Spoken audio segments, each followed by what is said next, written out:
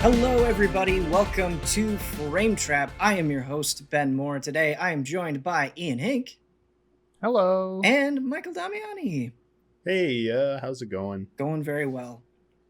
Question I have for you today. It's been on my mind. What's the first thing you're going to do with a next-gen console? Either download Demon Souls. I knew that was going to be your answer. I knew it immediately. Yep. And Bloodborne through that PS Plus thing. Oh, the twist is you're going to play both at the same time. Simultaneously. Bloodborne with my feet. Yeah. You're going to buy multiple. Because you're getting both versions, right? You're getting a digital and a physical PS5, right? Yeah. Yeah, we'll have to see. I don't know at this moment. I'm not married to getting one at launch, so we'll see whatever game convinces me to finally buy one. Hopefully I don't have to wait till Final Fantasy 16. Hopefully they have something before that. That's just that'll be like 3 years from now. Apparently the report is it is very far along. Yeah. It's coming sooner than everyone expects. That people memeing on it, see it in 2030 are in for a surprise. So I think I heard 2022 was a realistic projection. Not heard. Read yeah, that I was going to say definitely not next year. Yeah, probably not next year. Yeah, but good stuff. Yeah, booting that up and seeing how it works. Like if I get it earlier, yeah, this is the interface and messing around with all the features and stuff. Putting in a bunch of like older PS4 games, seeing how they run probably is the biggest thing I want to try. Xbox comes out before PlayStation, so the first thing I'm going to do with Xbox is play Yakuza for sure. Nice. Good call. Definitely Yakuza. And then it might have to be an in the moment call. Probably DMC5 Special Edition on PS5 or Demon Souls or both at the same time. The Ian Hink method. I like that one a lot too. So wait, what day does Cyberpunk come out? Because if it's before the PS5, then I'll do that on my 3080 that I'll hopefully have by the then. true next gen console. The true next gen console PC. Yeah. I forget Cyberpunk's date because it keeps getting might be the pushed back. 17th. Yeah, it might be November 17th. It's currently November 19th, I think. 19th. Okay. So it's well, we'll see if my PS5 gets delayed from Amazon because of that. You might not get this email because you got the date wrong, Ian. You can't play Cyberpunk. Oh, okay. Yeah, sorry. My loss. I guess. If you just want to give that 3080 to me, I appreciate it. Yeah. Them's the rules. Yeah. I'll just ship my entire computer to you. Yeah, great. Cool. If you could do that before Baldur's Gate 3 comes out into early access, which is being constantly delayed. Yeah. Let's talk about games. I was actually just playing this on stream, and I got farther than I ever had. And Ian, I know you've been playing it a little bit, and that is Hades. Oh, yeah. Kind of the new hotness right now, and rightfully so, I think. It's weird because it's the new hotness that's been out for like a year and a half. Right. In early access. I think that's encouraging, though, that it's been in early access for so long, and it feels like now it has more momentum than ever, now that it's out of early access. Coming out on that Switch will do that to you. Yeah, is that what a lot of people are playing it on? Because I've been playing it on PC, and I know that the Switch I got it on my Switch, Yeah. How has that been for you? It's been great. It works really well. I've played it docked and undocked, and I didn't see any real problems or difference. So yeah, we're gonna be talking about a couple of games with incredible art styles, and boy, Supergiant knows what the hell they're doing. Like, when you get to a new area for the first time, just sort of basking in its glow, it's great. It's definitely like the Supergiant style, you know, but I really like that style, and if it ain't broke, don't fix it. I also think I really like their past games. I've had like little tiny nitpicks with like controls or like framing of the narrative or something, and this one so far I have no problems at all with that kind of stuff. Like I feel like the controls are really tight and they work really well. The weapons seem to introduce different enough playstyles that it's kind of interesting. I'm still using the main sword. I unlocked the bow, but I didn't really like it. Yeah. And then I didn't really like the bow either. Yeah. I'm sure everything is good once you kind of get used to it, but yeah. Well, the bow like changes what kind of game it is. It felt like I'm not good at that kind of like twin stick shooter sort of vibe, so I'm just not gonna do this. You know what's really good? The shield. If you haven't tried the shield. Really? I haven't unlocked that yet. Yeah. I feel like the shield is kind of one of those weapons where you're like, I don't know, that doesn't seem very cool. But just being able to throw it and then putting boons on the throw that do like additional damage is really, really nice. Like I basically became like this range Captain America is basically what I became. I had like Doom on my shield. I would throw it at somebody and then it would be a couple of seconds and then they would take a bunch of Doom damage and it was really satisfying. And those boons only last for that run, right? Yes. Like, yes, that's right. Yeah. Yep. That's what And so each run you're kind of like, it sort of feels like filling out a character sheet where it's like, okay, well, what direction do I want to take this character? And of course the boons are randomized and, different gods focus on different things. But actually that's a question that I want to ask you. There's a lot to learn in Hades. Both like what boons work well together, what the different currencies do, how the weapons function. How are you enjoying or not enjoying the learning process? I was at first put off a little bit by it before I kind of just like readjusted my mindset, because like at first I was like, I don't know which door to take, I don't know what these symbols mean, and then I realized like, oh, that's the point, you're like learning as you go. And because I then realized that I readjusted where the stakes were of every run, because at first I was like, well, if I choose wrong, that's going to be devastating or something. And it's like, no, it just doesn't matter. So just go and learn. And now, knowing like, okay, that's an Athena boon or whatever will be useful right now because I don't have anything on my cast spell, or, whatever it is. Or like, oh, that's a Charon room, so that means that the boss is probably behind that, but I need healing anyway, so let's do that, that kind of stuff. So I think that the learning curve has been cool, and with a roguelite, I guess, like this, I like that kind of stuff because it keeps you curious and keeps you coming back, and like the slow progression of your kind of like home base has been cool so far. I'm not nearly as far, it sounds like, as you are. Well, excuse me, in it. I've gotten to the first boss. Gotcha. The first actual boss, not like the first little mini boss, like 2 or 3 times. I haven't beaten her yet. I got her close, but this was the first time. So today on stream, today was the first time I beat the second area today, and today was the first time that happened. And then I got to the boss of the third area and got stopped. Wow. And it was heartbreaking because like I just couldn't get any health going into the boss. So I think I went in with like somewhere around like 28 or health or something. Oh boy. I don't remember exactly what it was, or maybe it just felt that way, I guess.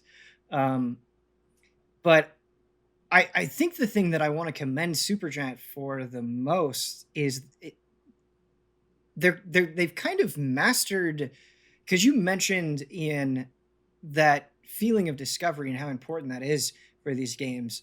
And I feel like that's absolutely true, but there are times I feel like where you can go too far and it's just like, I don't want to like have to look up everything, or like, I don't understand anything that's happening to me. And Hades doesn't really fall into that problem.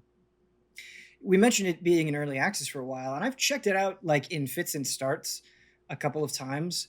And even going into today's stream, I was like, I don't remember what this does. I don't remember what that does. But you get like a new currency or something one time, or you go into a door one time and you're like, oh, okay, this is the shop icon, or this is a thing that will upgrade one of your abilities. Like it feels mysterious, but it doesn't stay mysterious for very long. And I think that is super important in getting the hooks in you. And maybe even more important than that is this game is just extremely bright and colorful, and the enemies are extremely bright and colorful. But considering how much is going on, and I mean, especially in some of the later rooms, when you have tons of enemies, projectiles and stuff, I always get really worried in a game like this that it's going to be hard to figure out what's going on. And there's a little bit of that, but for the most part, things are colored or signified to you in such a way that you pretty much know what's happening to you at all times. Like there are these sniper guys and they shoot really fast, and that would be annoying and cheap, but you have this little reticule on you when they're targeting you. And so it's like, okay, I know they're coming after me. And I feel like there's so many different tells that you can kind of point to that accomplish the same thing. And so it actually, for as chaotic as it gets, it's a lot more clear than I would expect, I think. Yeah, and as you upgrade to get like the double dash and stuff, like you're able to react and handle those situations way better. And the tells help. But yeah, there are definitely times where like some big guys coming at you, some crystals are shooting laser beams at you, and then somebody's throwing like projectiles at you. The thing I miss the most often are the projectiles, the like timed mines that blow up a second later, or like the fireballs that the first mini boss skeleton twins throw at you. Like those are the ones that get me because I don't notice that they're procced or whatever. Oh, sure. But you know, of course, that's just part of the learning curve, and you just have to learn to look out for it. And yeah, it's part of the fun. The things I struggle with the most is there are these pink enemies later on that shoot like little tiny butterflies at you, and I initially was having a hard time seeing the butterflies because they're small. They are very bright, but why is it always the insect things that do? Remember Diablo 3? Like, there's a thing that shoots like wasps at you, and those wasps hit you for like 80% of your health sometimes, I feel like. Yeah,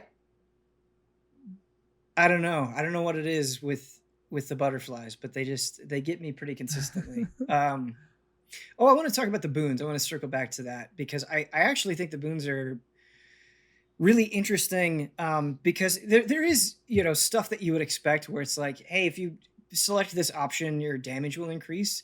But a lot of the boons are creative enough that I feel like they change the way that you play the game, but they're not so out there that it's like, okay, this isn't fun anymore, where it's like, okay, if you do a dash attack, you'll do more damage, or when you dash, you'll leave this thing behind. And so you kind of have to like account for that and change your rhythm to adapt for it. I got this really cool one that I wasn't able to use effectively, but I thought it was cool, where when I caught my shield on the way back, it would do like an AoE.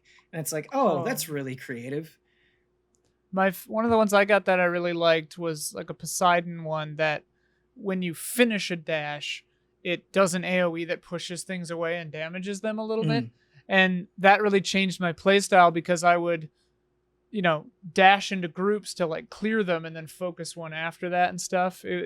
Yeah, I like the way you phrased it. Like, I've had other abilities where things start at the front of the dash, so you dash away, and I've had some like cast abilities that put a cloud somewhere, so you like try to hit a bunch of people, and then other abilities that just hit like one. Yeah, it feels like a different play style every time you go out, which is really cool. Yeah, definitely. And I think the enemy compositions are really pretty great as well. I mean, nothing, I think when you say it on its own, it's like, it's not like, oh, I've never seen that before in a game, but they combine in pretty interesting ways. And so like there are these gems that can make everybody else invincible.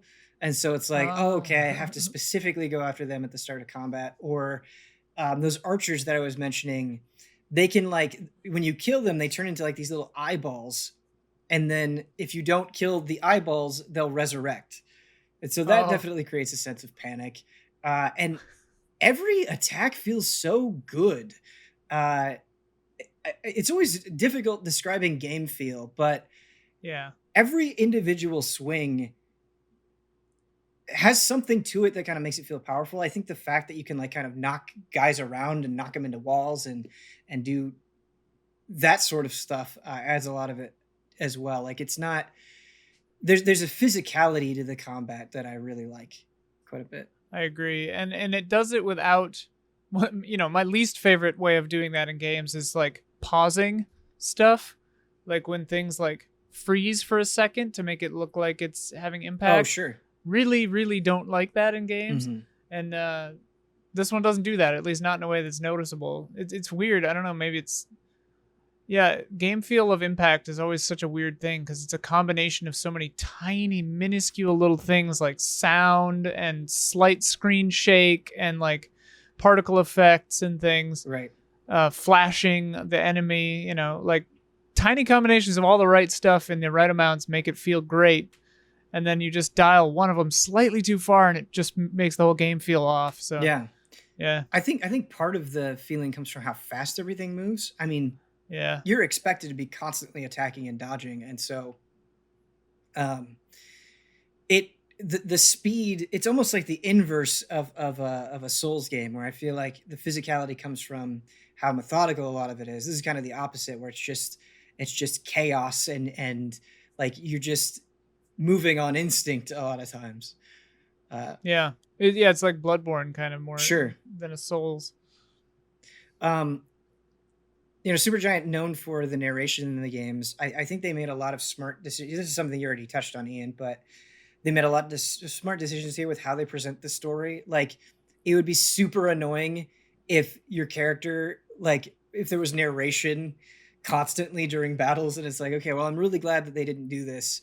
And how they incorporate the personalities of the gods into the boons that you're picking up make them so much more exciting than if you just hit the button and a menu popped up. Like, that little bit of flair goes a long way. And so I feel like they really took their game and figured out, like, okay, what are the best places for us to kind of insert some world building?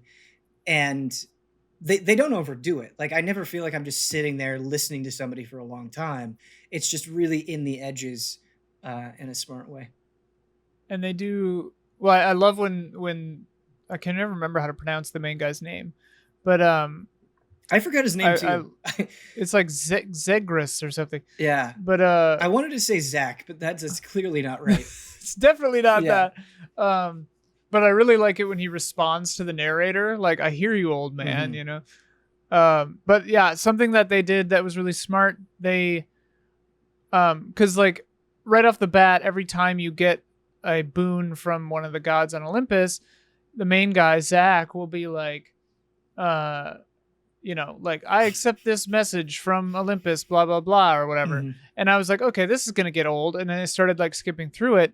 But then second or third run, the game started skipping that, just little tiny touches like that quality of life stuff that they did really well. Yeah. Because now it'll just go straight into the message. Yeah. I mean, just even your like targeting dummy before you do a run, how he's developed into his own, pretty charming character as well. Yeah. Which is neat. And it's nice to have like an actually compelling narrative in a roguelike. Like, I really like Rogue Legacy, but, I would just kind of mash through. I wouldn't read that stuff that you find, the journal entries and stuff. Whereas this is like, I just had like a dream sequence where I learned some like shocking truths about my past, and I was like, oh, that's interesting, So yeah, it's cool. Yeah, it's just that the performances and the art just make it so much more captivating than just purely text-based entries, for sure. Yeah, I really like it. It's interesting because I was actually streaming 2 games. So I was streaming Bullets Per Minute, and then I was doing Hades as well. And I got farther than I had in a run in Bullets Per Minute, and I just set it down and I was like, I don't want to play this anymore because I'm a little bit crushed that I have to, start over and kind of go through all that again. And Hades is interesting because I think that feeling definitely exists. Like, you're pretty bummed out when you die, but when you go back to base, I feel like there's usually something you can do. Like, whether that's like just spending your purple gems or unlocking a new weapon, and maybe that changes the more that you play it. But I think that sense of like not having it be completely, well, you lost, start over, nothing changes. It feels like even when you fail, you're doing something, you're moving forward in some way. And I think that's cool. Yeah. Damiani, do you have any experience with Supergiant games? Do you play Bastion or Transistor or Pyre or anything like that? Nope. All I know is the Bastion narrator. Yeah. So you talked about the story. I was actually gonna ask about like the voice work. If you thought it was pretty good or just how he felt it was. Good. Yeah, the main guy Zach is really good, and all the gods are really good. It is funny though because the Bastion narrator is a voice, and it's just like you just hear it immediately, and you're like, oh, hey Bastion guy, and that's it's kind of a hallmark of theirs, and so that makes sense. But I definitely had that moment where it felt like I wasn't playing Hades specifically. It was like I was playing a super giant game, and this thing has to be there. If that makes sense. The SGCU. Yeah. But no, I think the voice work is fantastic overall. Would you agree with that, Ian? Yeah, it's real good. Nice. Yeah.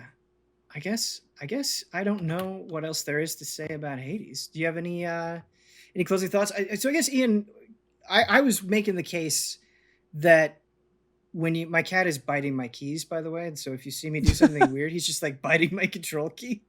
So I don't know why. He's never done this before.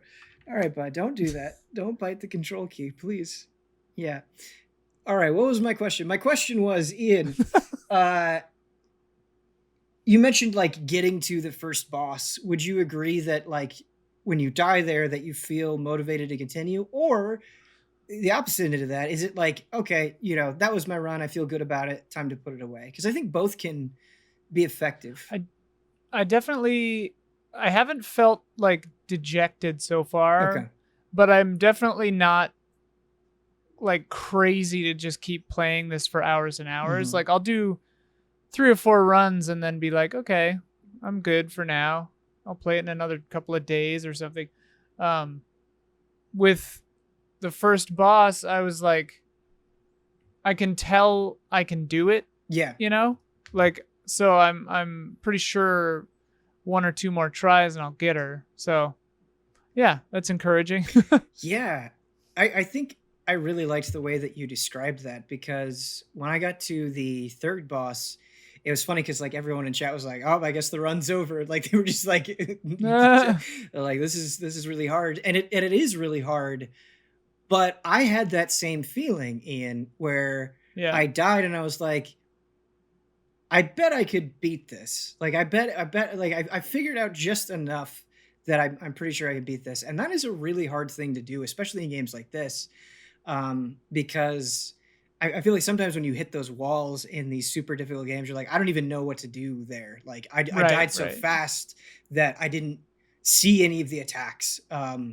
I didn't really learn anything. And I have not had that sensation here in the same way. And like, I feel like the Skeleton Twins as the first like little mini boss, are a good teacher, because the first time I fought them, I got, I lost. Mm-hmm.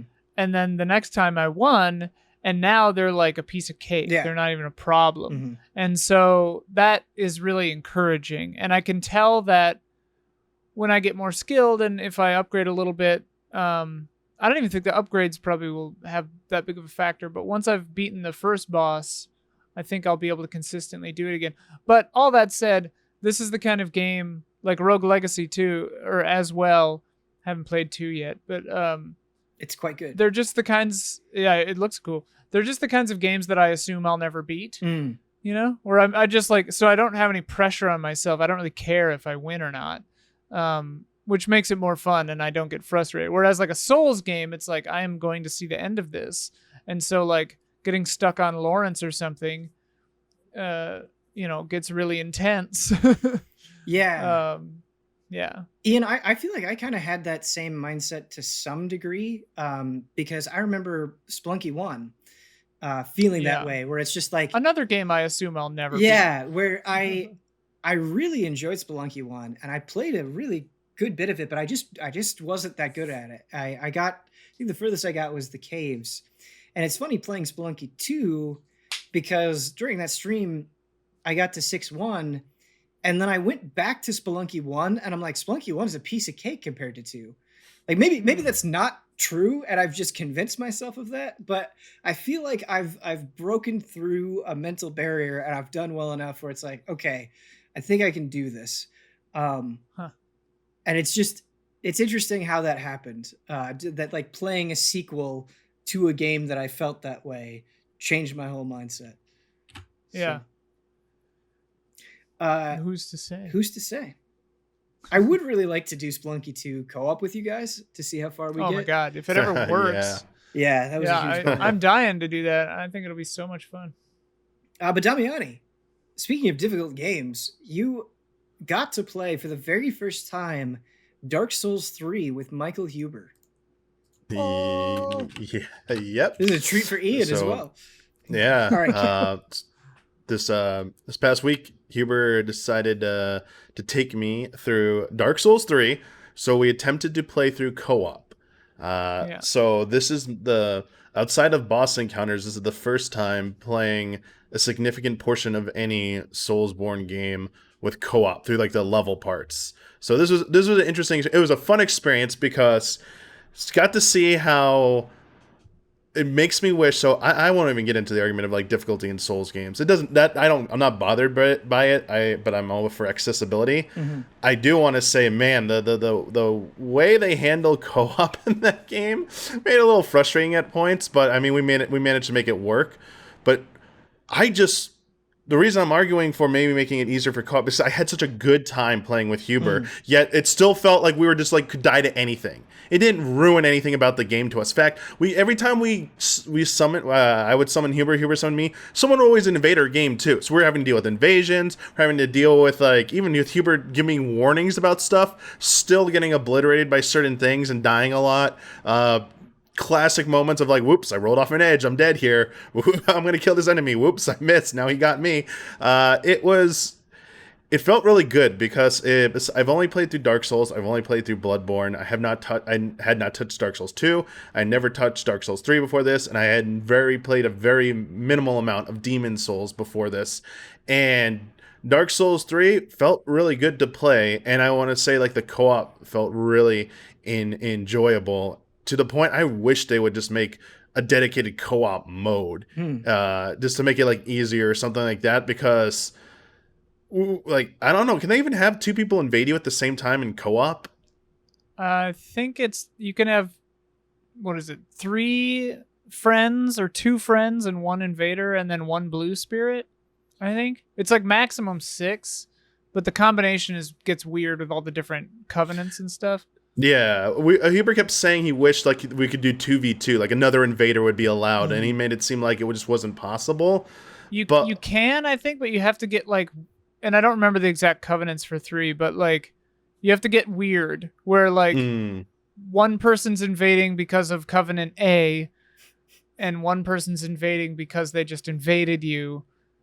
And then, you can have like two or 3 friends, I don't remember, and then maybe even another invader. Please refer I think there's to the Dark Souls 3 flowchart. Yeah, refer to the flowchart. Well, I remember when I was playing Dark Souls 3, there's a forest area, and if you're in that covenant, you can do like insane PvP. And I remember there being like 6 people at a time in there, and like everybody's fighting everybody, and everybody was like different factions, and like one person would be blue and one person was red, one person's gray, one person's white, or whatever. This is, when it came out, so my memory's pretty foggy on it, but it's possible. I hate that feeling because it's like, I played through all of Dark Souls 3. I don't remember what the conditions are at all. I think playing through all of the Souls games actually makes it harder to remember. Like, that's what I was going to say. Specifically, because I was just going, I'm just replaying Dark Souls 2, and I've got like a DLC and a half left to go before I've finished everything, and like, I love Dark Souls 2, by the way. I would love to see you play Dark Souls 2, Damiani, because the hitboxes are egregious. Oh no! It would be so funny to watch you play That's already a Souls specialty right there. Is hitbox. Dark Souls 2 egregious is definitely hitboxes. We have a Dark new Souls show 2 is definitely the loosest. called Hit Detection, starting with Damiani and Dark Souls 2. Damiani that's the whole show. Okay, game. Okay. But sorry, Ben. Back to your point, Damian, about the co-op. It's an interesting thing that you bring up because I think I totally see what you're saying, and I think you're right that playing co-op with somebody is so enjoyable. I think a huge reason why it's so enjoyable, though, is because of all the variables that can happen. Like, I love the emotion that kind of comes from the randomness, because sometimes, and obviously it's going to be different with Huber, right, where you're there talking with each other, but like just times when you're like, oh man, I'm really struggling on this boss, and you summon somebody and you get that hope in you, and you're like, all right, I've got somebody, like we're gonna do this, and you go in there and they die within like immediately within seconds they're gone, and you're like, I guess I'm on my own, and you just feel that intense despair. But then it feels so good when you then beat it with the co-op life pool, which is crazy. The worst for me is when you summon someone and they're like carrying you. Yeah. And then they die right near the end. Right.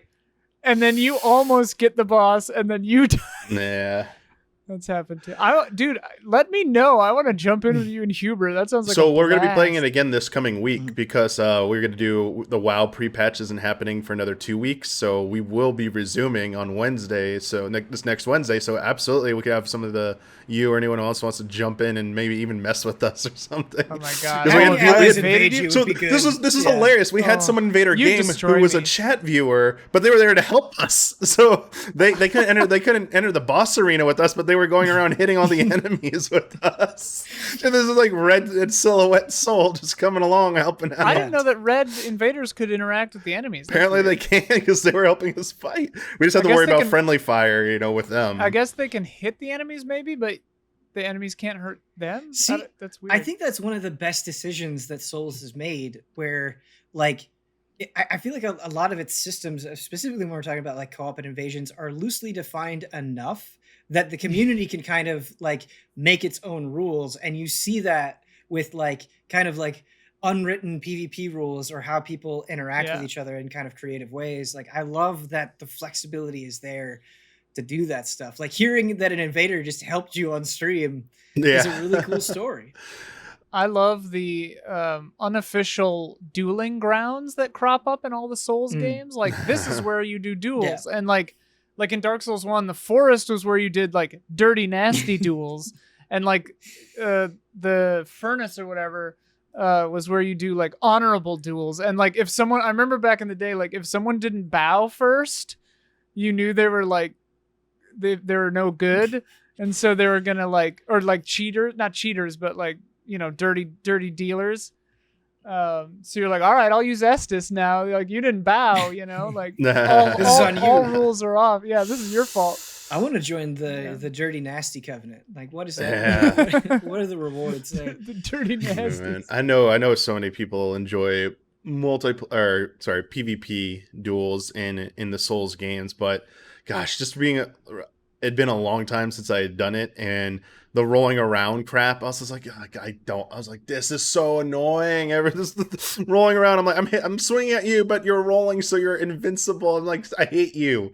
Then like iframes. Them running, like Huber and I trying to like tag team somebody, but then like they get away, they heal, and it's like, it's the rolling around thing. I know that's like part of the bread and butter, but it doesn't make it any less frustrating. Also, people that I was being informed that there is a rank, like a level matching system. So someone has to be within your level range, but you can get around that because it only restricts your character level. There's no such thing as gear level in this game. So if you get to the end of the game at low level and get high level gear, you can come back to the beginning and fight people with like high end gear and wreck people them. Do that, which is what this mage looking do with a flame sword and like this magic spell and like this thing just like wreck both of us in like 5 seconds. Like we're like, what I mean, I know you're having fun like, griefing, but man, this is I love and hate. Yeah. Like people live for that, man, where they're like, all right, I'm gonna play through this game in such a way where I can grief as hard as possible, and that's like their mission. Can you use a soul vessel for that? Like, could you level up really high, get to the end of the game easily, get all the good stuff, and then do a soul vessel or whatever the hell it's called, and respec, and then just like stop at level 15? I'm not sure. I'm not sure either. I wonder. Yeah. I don't remember how it works.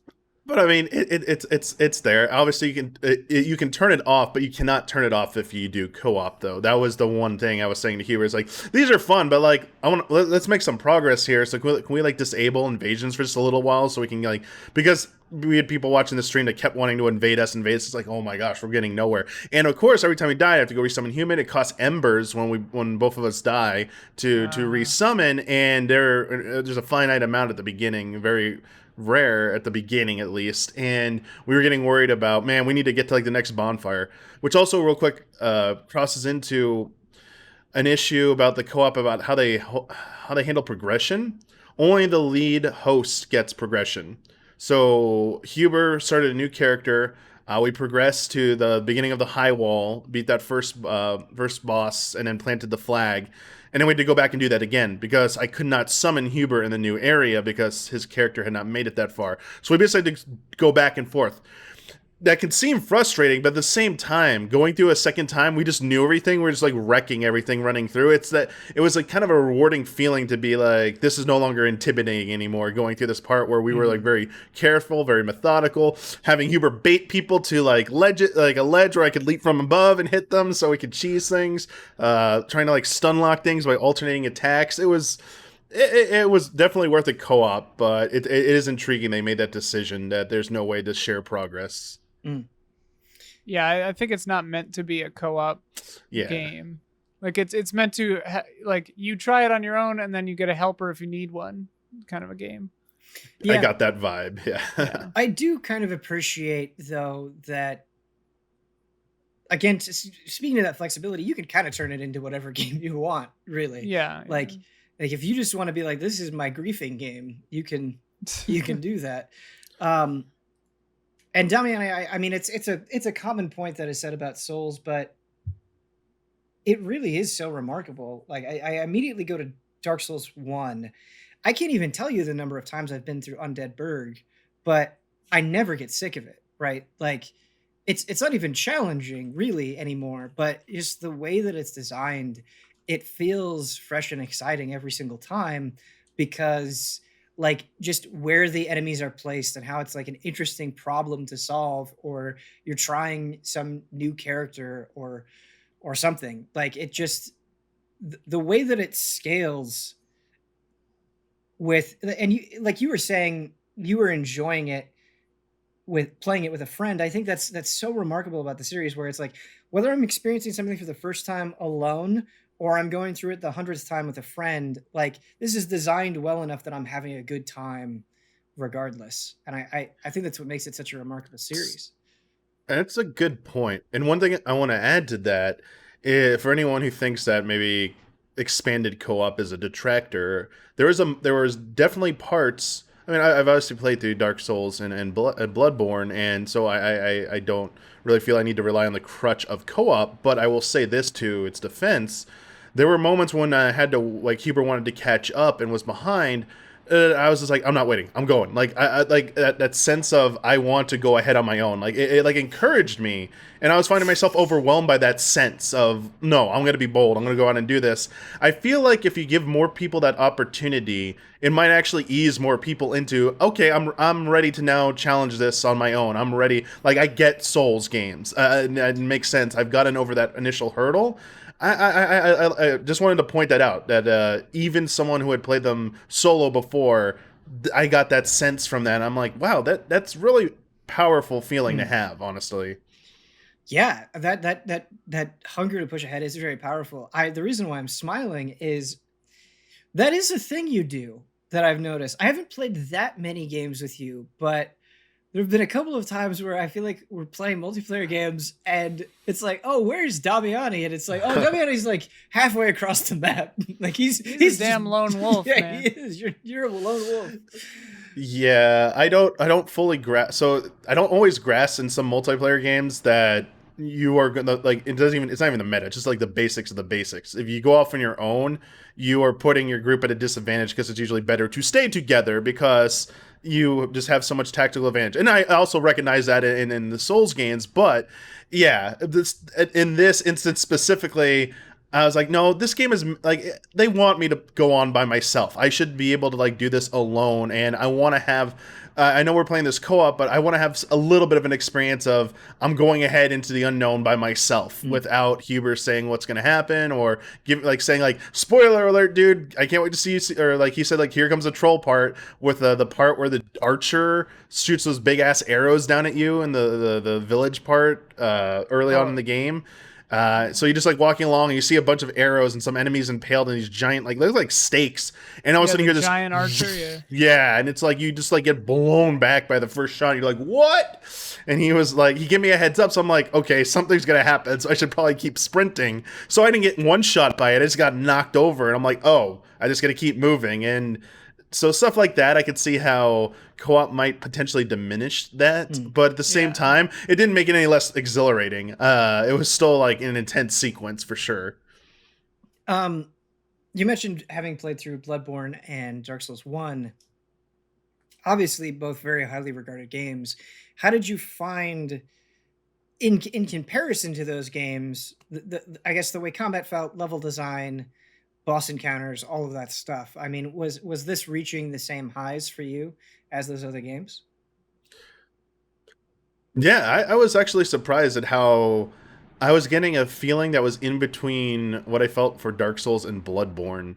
And I think the biggest testament to how sold I was on 3, whatever preconceptions I had going in, I'm a believer in it now, is that when I realized we might not be playing it again for a while because we're about to jump into the whole WoW new leveling system and stuff because for the new expansions for Shadowlands, I was like, man, it's gonna be a while before I can play this again. If we want to do this again, I'm kind of bummed about that. I kind of wanted to play this next week again, and now we're getting that opportunity. I'm like, yes, I want to play more Dark Souls 3.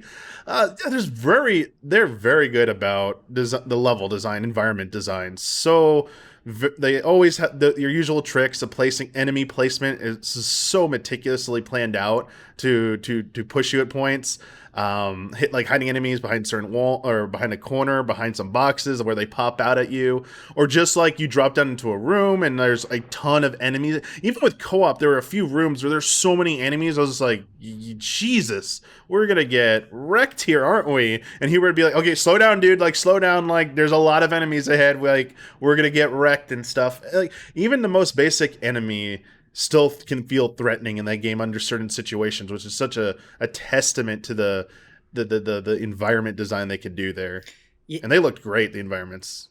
To your point, I always think about Dark Souls 1 and like the basic undead enemies, right? How most of the time they're simple, but they have that one attack where they'll just continually slash and like you'll just get caught off guard and they'll destroy you. And it's like, it's smart. You're never completely safe.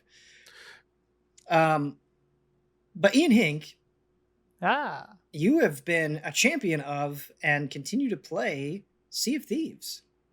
Yeah.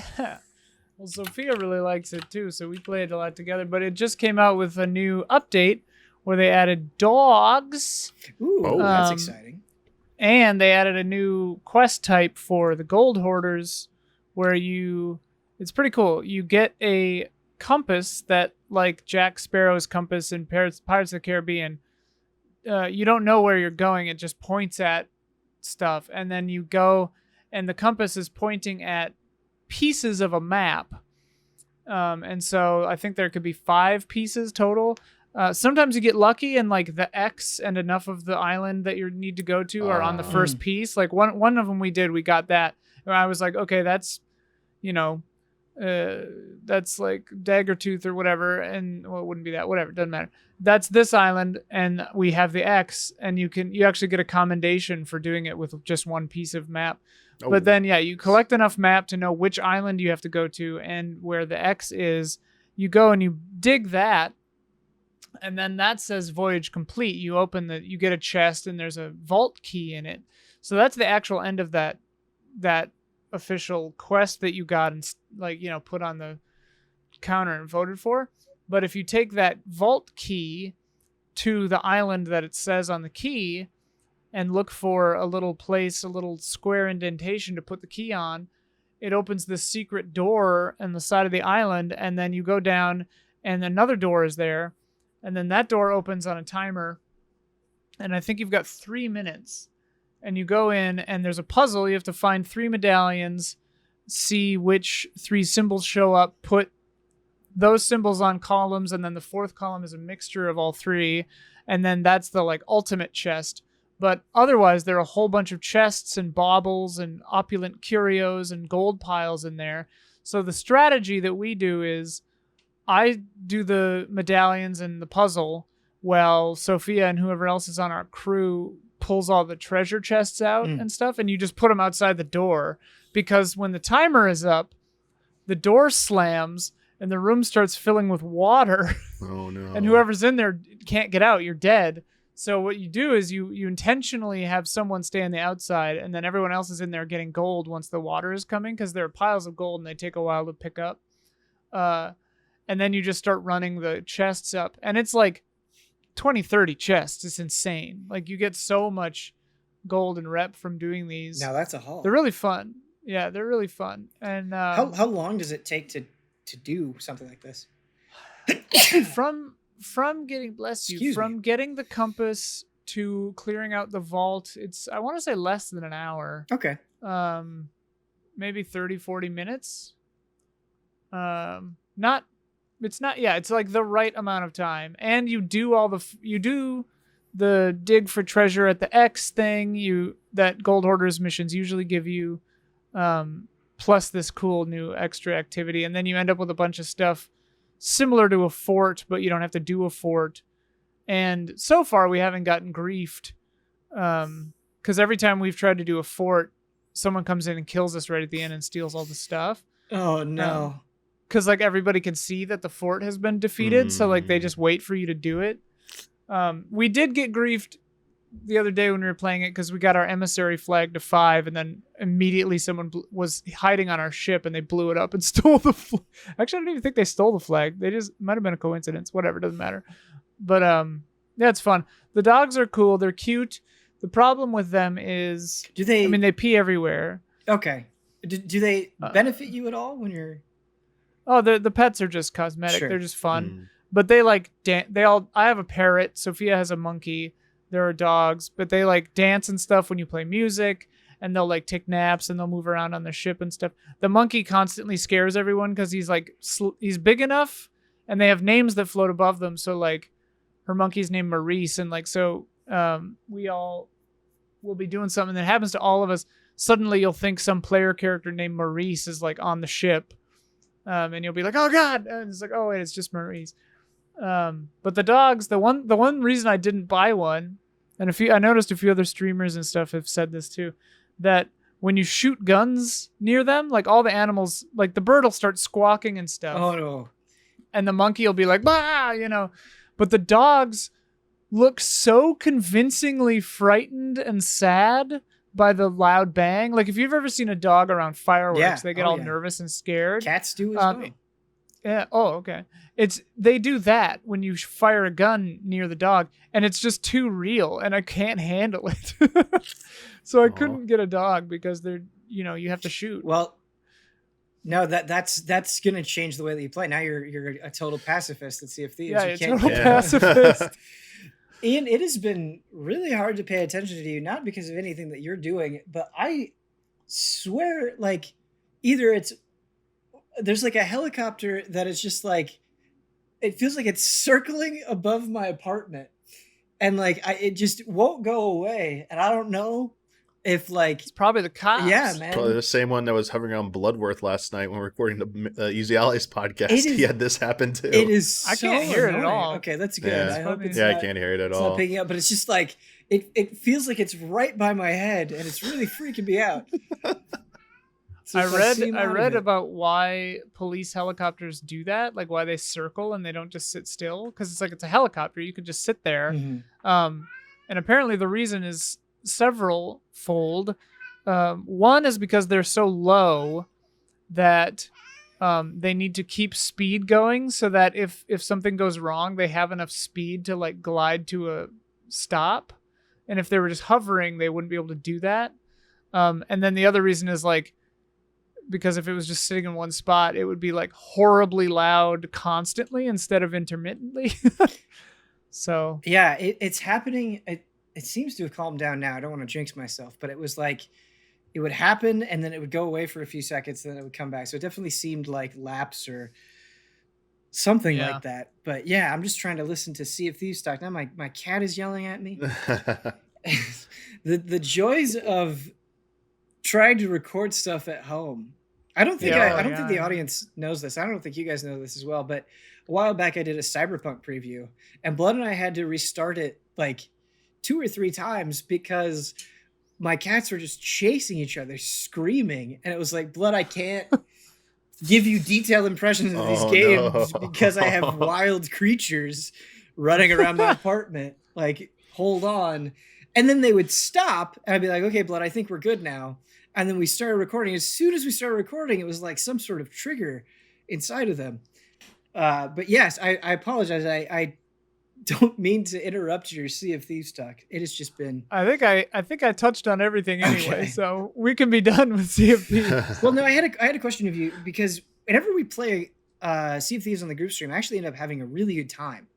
And it's a blast. Yeah.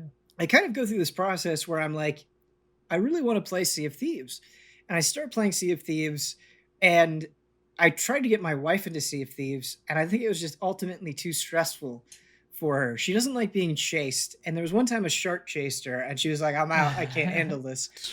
So then I ended up playing Sea of Thieves by myself. And it's not that there isn't any enjoyment, but I every time I play Sea of Thieves by myself, I'm like, this is not like meant to be a game that you play by yourself. Like there's just too much stuff to do on the ship. And it's just like, when something goes wrong, it's too devastating to deal with on your own, I feel like. I don't know if you agree with that, or if, because you've played so much more than I have, if you're more experienced and you're like, no, you can kind of like curb some of those problems. Hey, Bender. It's definitely possible. And like the streamers who are really good at it do it. But yeah, I mean, I only ever play with other people pretty much. So, but when it first came out, I would go out on a sloop by myself.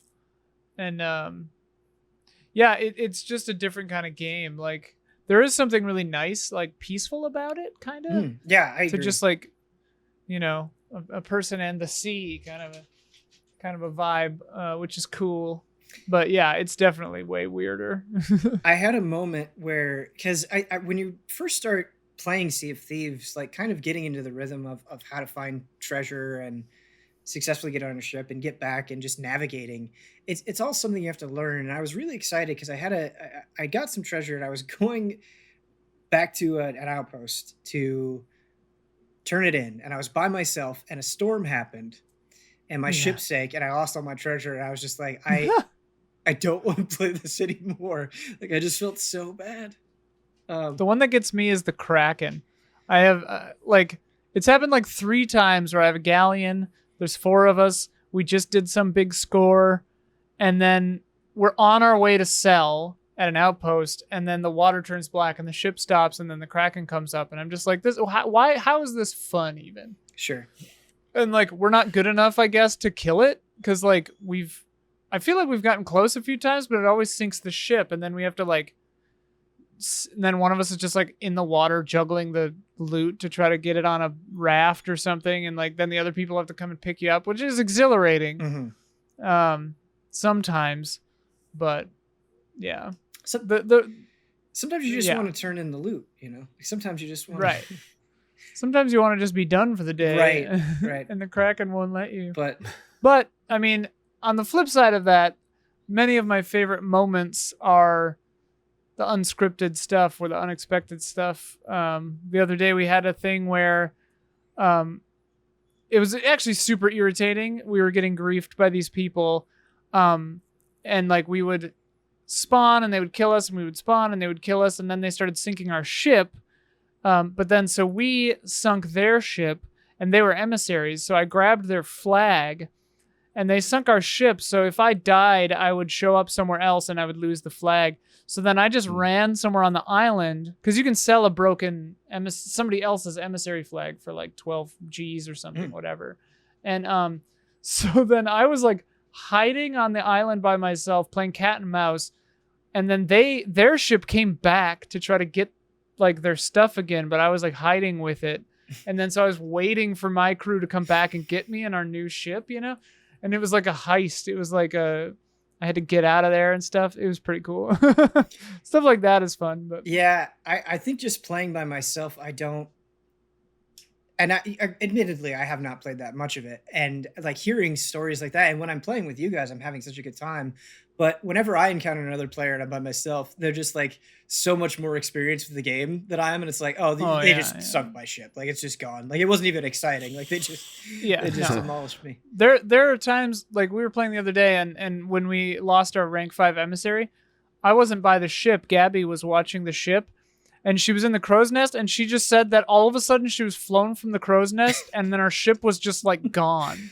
And so we ascertained that someone must have snuck onto the ship and put like a powder barrel or two on it and just blown the ship up. But it was like immediate. And so yeah, that definitely happens. Everybody's better at that game than me. But sometimes you get a good server and nobody messes with you. Just because, you've kind of continued to play it over a long period of time, are you finding the like character progression and sort of faction progression continually satisfying and interesting? Yes and no. It's all just cosmetic, right? Which can be fun, but sometimes it's a little demoralizing because there aren't really any palpable rewards.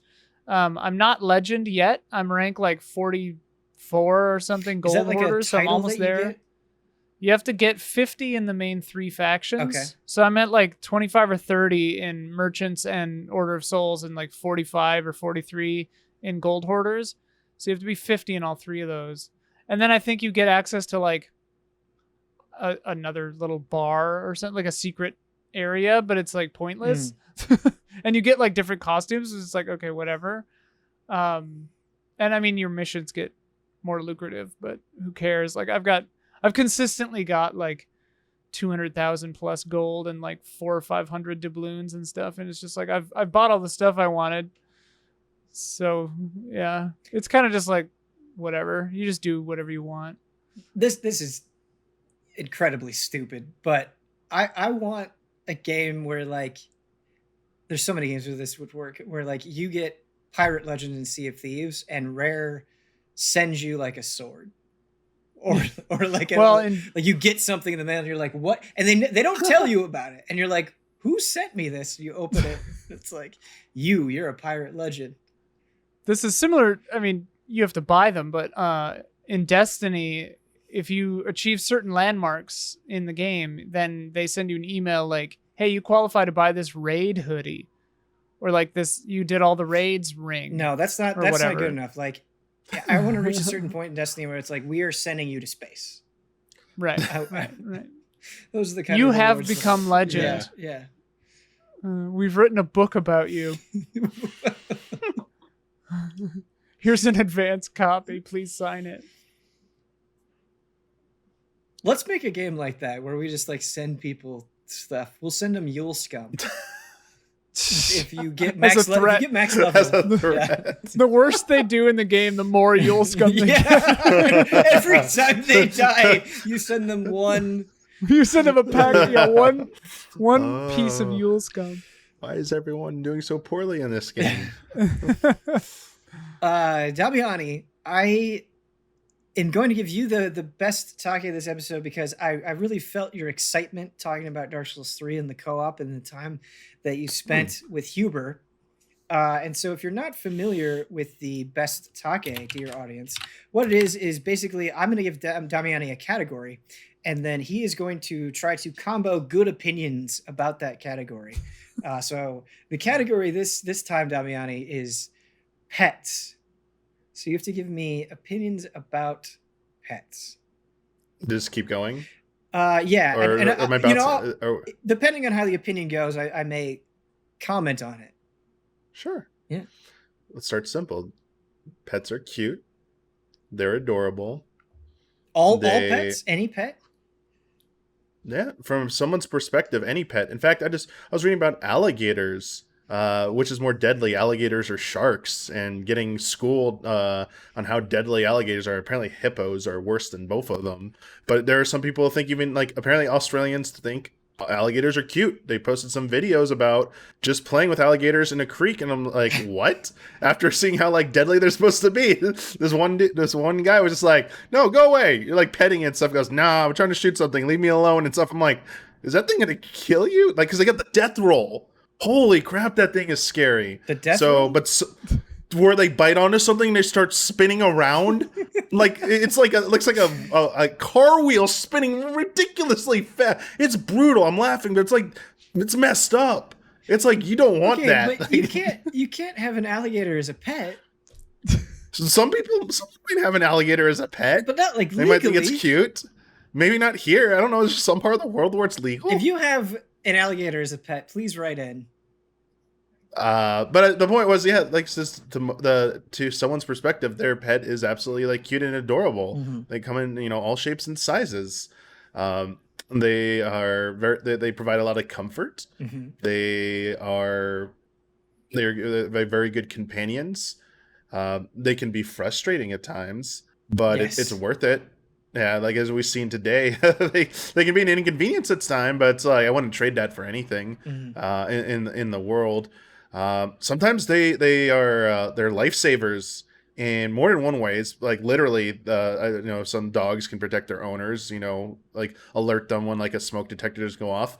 Or on the more casual end, when an alarm clock doesn't go up for you to wake up in time, but your cats are hungry, they will still wake you up early in the morning, so you'll never be late for anything. So, so you definitely got that going.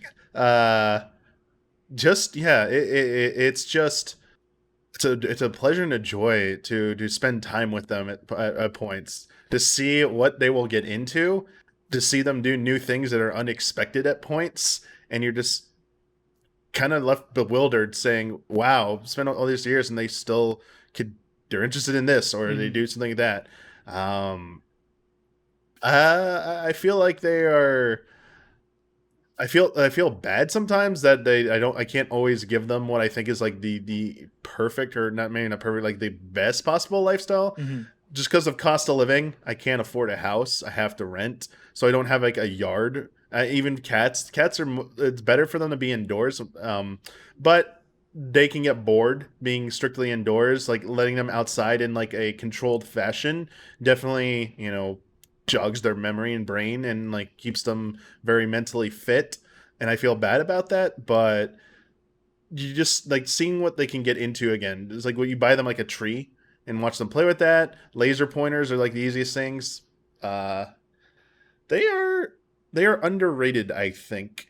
Sometimes I see people harp on pets for being like, people use them as like loopholes. Like people don't want to pay to fly with their pet, so they classify it as a comfort, pet. So they're allowed to come on or go into like food places and stuff like that.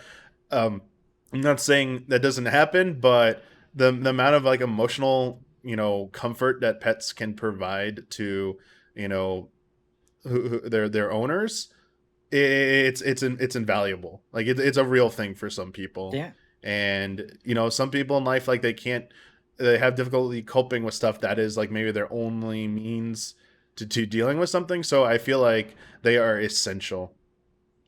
Damiani, to some people. I think that was well said. The only question I have for you is probably the most annoying way East wakes me up in the morning is he'll like lay on my stomach, which is whatever, but he'll like take his paw and just slowly put it on my mouth specifically. Like he's like shushing me with his paw, even though I'm not saying anything. And it's just like I could just feel his claws on my lips, and it's just that's really, not a good feeling. It's really uncomfortable. So I'm curious how Cloud and Tifa wake you up. As scary as that potentially could lead to if they get agitated in that point, I mean, that seems a little bit more gentle in general, especially Cloud. Cloud is a mess around. I mean, obviously, besides attack, like doing stuff to me. I mean, I don't have to get to what they do in the room, but doing to me, biting my feet, my toes, will actually not nibble, but go like just because he knows he'll shoot me up, and he's like, there you go, now come feed me food, and I'm like, you're too clever, like he knows it works. He'll come up to my side and he'll start pawing at my shoulder, and he'll do it in a way that like the claws will eventually catch onto the cloth of whatever I'm wearing, and he'll pull on it, and he'll make like a ripping noise, not shredding it, but it still makes that pop. And like I can't, it's like, okay, it doesn't hurt or anything, but it's like I'm hearing this noise, and it's like, okay. But I mean, he can get if he wants to, if he goes deep enough. There's blinds. He just goes, gets on his hind legs and starts going at the blinds, making a really awful noise, and some potentially breaking them. It's like, oh, okay. Computer monitor screens, we'll go at those and paw at those and scratch them. Ooh. I can't leave anything out on my desk at night. I had to put my keyboard away. I had to put my mouse away. I had to move I had to break down everything, put my cords away, because if I forget anything, that will be chewed to death. He'll chew that cord up completely, because if he doesn't want me, if I don't wake up and feed him in time, he gets annoyed. And this is a terror, Damiani. Yeah, he evolves. He evolves in ways like he figures out what I do to try and combat stuff. To like, no, I'm going to sleep. You're not waking me up at 6 a.m. today. Nothing you can do is going to work. He will figure out something, a new thing. He always figures out a new way. That's like, you've got to be shitting me. Like, how did you figure this out, you a-hole? Like, cats sound terrible.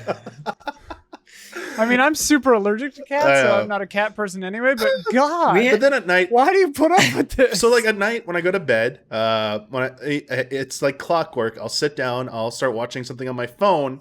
Immediately he'll come from wherever he is in the apartment, hop into the bed, come alongside me, and just kind of like curl up and like lie there right next to me and stuff, and be like nice and cute and adorable. And then, loves to rub up against my legs and stuff. They seem to be able to tell. I mean, they have an amazing sense of smell, obviously. I feel like they can sense like your pheromones or something to tell like your mood changes. So when I'm not in a good mood, both of them seem to always like approach me and like, kind of be a little bit more like, rubbing up against me and stuff, being like, hey, like cheer up type thing. Or at least that's the vibe I get.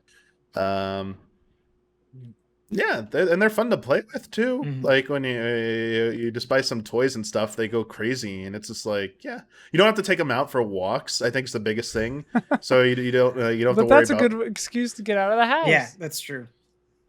Yeah, so I mean, like for people when we're working in the studio, or if you have to go on business trips, you don't have to worry so much about. In general, I'm speaking, they can take care of themselves for a few days if you leave out things. Whereas a dog, you're like, nope, you need to make arrangements whatsoever. When you were doing your cat hitting the blinds, you did the perfect beginning of Sandstorm. That's how Claude does it too. As he yep. Oh really? The earlier when you said pre-patch, I remember this way earlier in this podcast, but you said pre-patch, Damiani. Mm-hmm. And every time I hear pre-patch, I think of Ryan Stevens in the Invisible Walls rap song when he's talking about beating Dark Souls or Demon Souls or something, and then he just goes pre-patch because the patch like fixed a bunch of stuff and made it easier. That's a really That's so good. That is cut. Damiani, that was a pretty passionate discussion of pets. Well done.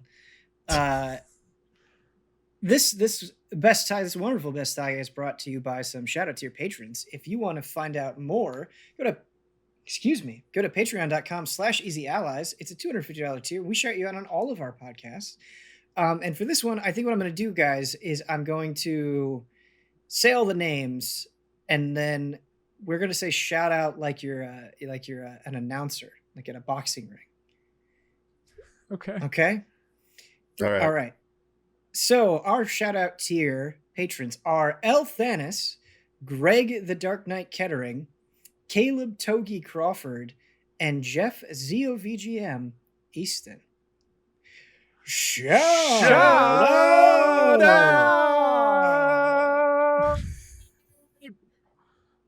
I like how we're all slightly different kinds of announcers. Yeah. Damiani, part of me just wants to cut the podcast as soon as you're done with your shadow. Like just yeah, I apologize for what that's gonna look like in the waveform, but it's okay. Huber, when Huber's on Frame Trap and we get to the shout out section, I have to like take a close look at it because he can go hard. Well, he always leans in really close and then That's gets exactly louder. He's like so excited to do the shout out. He's like eating the mic. Yeah. And then gets like 4 times louder than his normal levels. Right. Ian, tell me what Unrailed is. Okay, so when does this episode go up? This goes up Sunday? Well, this will go up for early access tomorrow, Saturday, and then it'll be up public Monday. Well, spoiler alert for those early access about what Easy Update is tonight for you if you're watching this Saturday. But Don and I just played Unrailed for this week's Easy Update, and man, it's a hoot. It's kind of like Overcooked, I guess, but you are trying to chop wood, break rocks for minerals, and then you have a train that's constantly moving forward, and you have to. I think I've seen this game. Yeah, it was on the I think a Nintendo Indie World or something. It had the trailer. We played it on PC. The online wasn't working, so he had to come into my local game via Parsec, and his Parsec kept crashing. Oh, no. So like he would just like disappear or stop moving for like 30 seconds every so often. But so what you do is it's a really simple game. You pick up an axe, you just walk near a tree and you'll chop it. Same with a pickaxe and the rocks, and you'll get iron. You then can take the iron and the wood, you have to carry them separately, to a little hopper, I guess, a little storage container on the train itself. And the car behind it, it's okay, buddy. The car behind it crafts tracks for the train.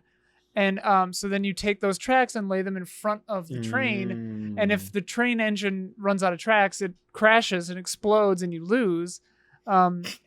And the second car is like a water steam. I don't know what it is, but it overheats. And if it gets too hot, the train bursts into flames. And you have to take a bucket over to a river, get water, and then just walk up to the train and it'll put it out. So you're kind of just juggling all these things, and it's really fun in co-op, and there's collision on each other, so you can get into each other's way. And like, you have to strategically plan your route. And oftentimes that means like chopping down trees or breaking mountains in a way that you will then later use to build track through, which also means you have to leave yourself enough space on either side to get past the train or you'll get stuck. And the camera is centered on the train. So if you leave a pickaxe too far left or something, conceivably the level can just move on and then you just won't have a pickaxe anymore. No. Well, so let's say like that happens, right? And you lose your pickaxe. Are you just completely boned? Like, can you? It's just like it didn't happen for us, but one time it almost did, and it had like a little warning symbol on the pickaxe. But yeah, I'm not sure what would happen if we would have lost it over there. We definitely lost plenty of materials. Like we chopped down trees and didn't move the stuff over, and that's just gone. Yeah, and so it's procedurally generated. Each world has a seed. If you play with, it's roguelike, basically. If you play with checkpoints, you only get a checkpoint every time you get to a new biome. And you only get to a new biome when you unlock a new engine for your train, which costs 4 bolts for the first one. And I think we got 3 through the course of playing it for like 45 minutes. So, yeah, and then I won't spoil the easy update. You should watch the easy update. But there's also a few other modes. There's a versus mode, which was really, really fun. You have a robot helper who just chops wood like a fiend. And like if you get in his way, he'll like push you aside because all he cares about is chopping all the wood. And then you have to, get the metal and keep the train from bursting into flames and build tracks and lay tracks. And it's one player on top and another player on the bottom, and whoever gets to the station first would win. But whoever like has the most length, if someone else crashes, wins. And it's really frantic and really fun. It's a blast. The menu of the game is really interesting. You don't use your mouse to choose things. You have to walk to options on the menu to do stuff. So like you walk your little, it's like top down isometric view or whatever, and you walk your little guy over to settings and like change the resolution like by standing on the thing, and then you can choose the options. But it's just a funny way to do a menu. But yeah, it's cool looking. It's fun. It's frantic. It eases you in. The tutorial only takes like 3 minutes. It's a really fun game. I think we'll definitely stream it at some point. It sounds like a perfect group stream. Yeah.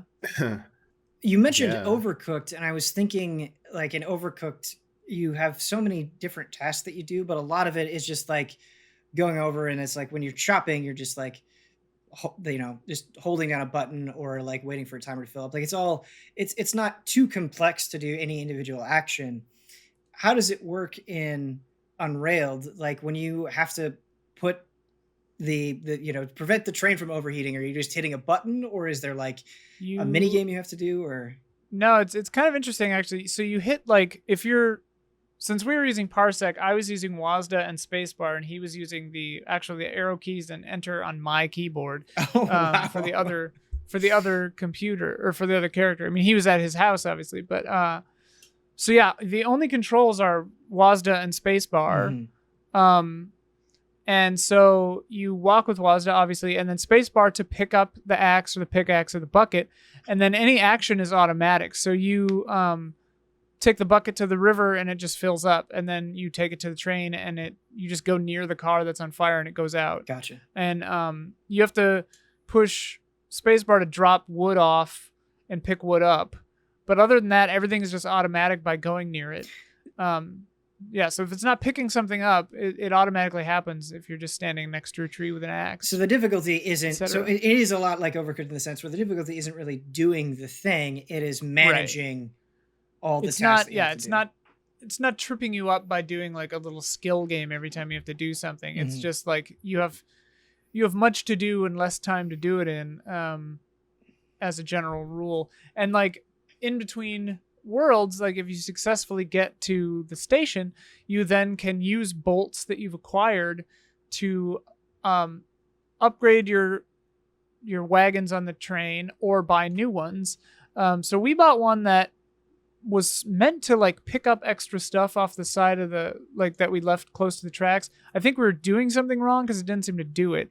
But you can get one that like you can upgrade the water thing to make your train catch on fire like half as quickly. Yeah. And like stuff that makes, it can hold more tracks or whatever. But then one of them was really weird. I have no idea what it means.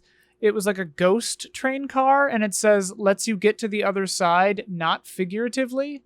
And I was just like, what the hell does that mean? Like, what? Jeez. And there are 47 train cars and engines total that you can unlock. So I believe that's 47 is right. So a lot of potential to get a lot of weird train cars and stuff. And the base train, you could handle 5, I think, cars on your train. And I assume that if you get more engines, that number goes up and your train gets longer and longer and more complicated. There's one that is a button that'll pause the train for a second, like that'll stop the train moving, which seems pretty helpful. Yeah. There's one that's just a big compass and it says useful for showing you the way. And at first we're like, what do you mean? What? But then you realize that, so if you get to the first station and keep playing, you start where you left off at that station and you're going to another station, but you don't necessarily know where that station is. Right. Like obviously the game level is only so wide, but like it might be at the top, it might be at the bottom, and you want to be as efficient as possible. That compass sounds so like having the compass essential. like say that, yeah. So it's like the compass would be like the station's down there, so you don't try to aim like way up here and then have to like suddenly go down at the end. Yeah, it's a fun game.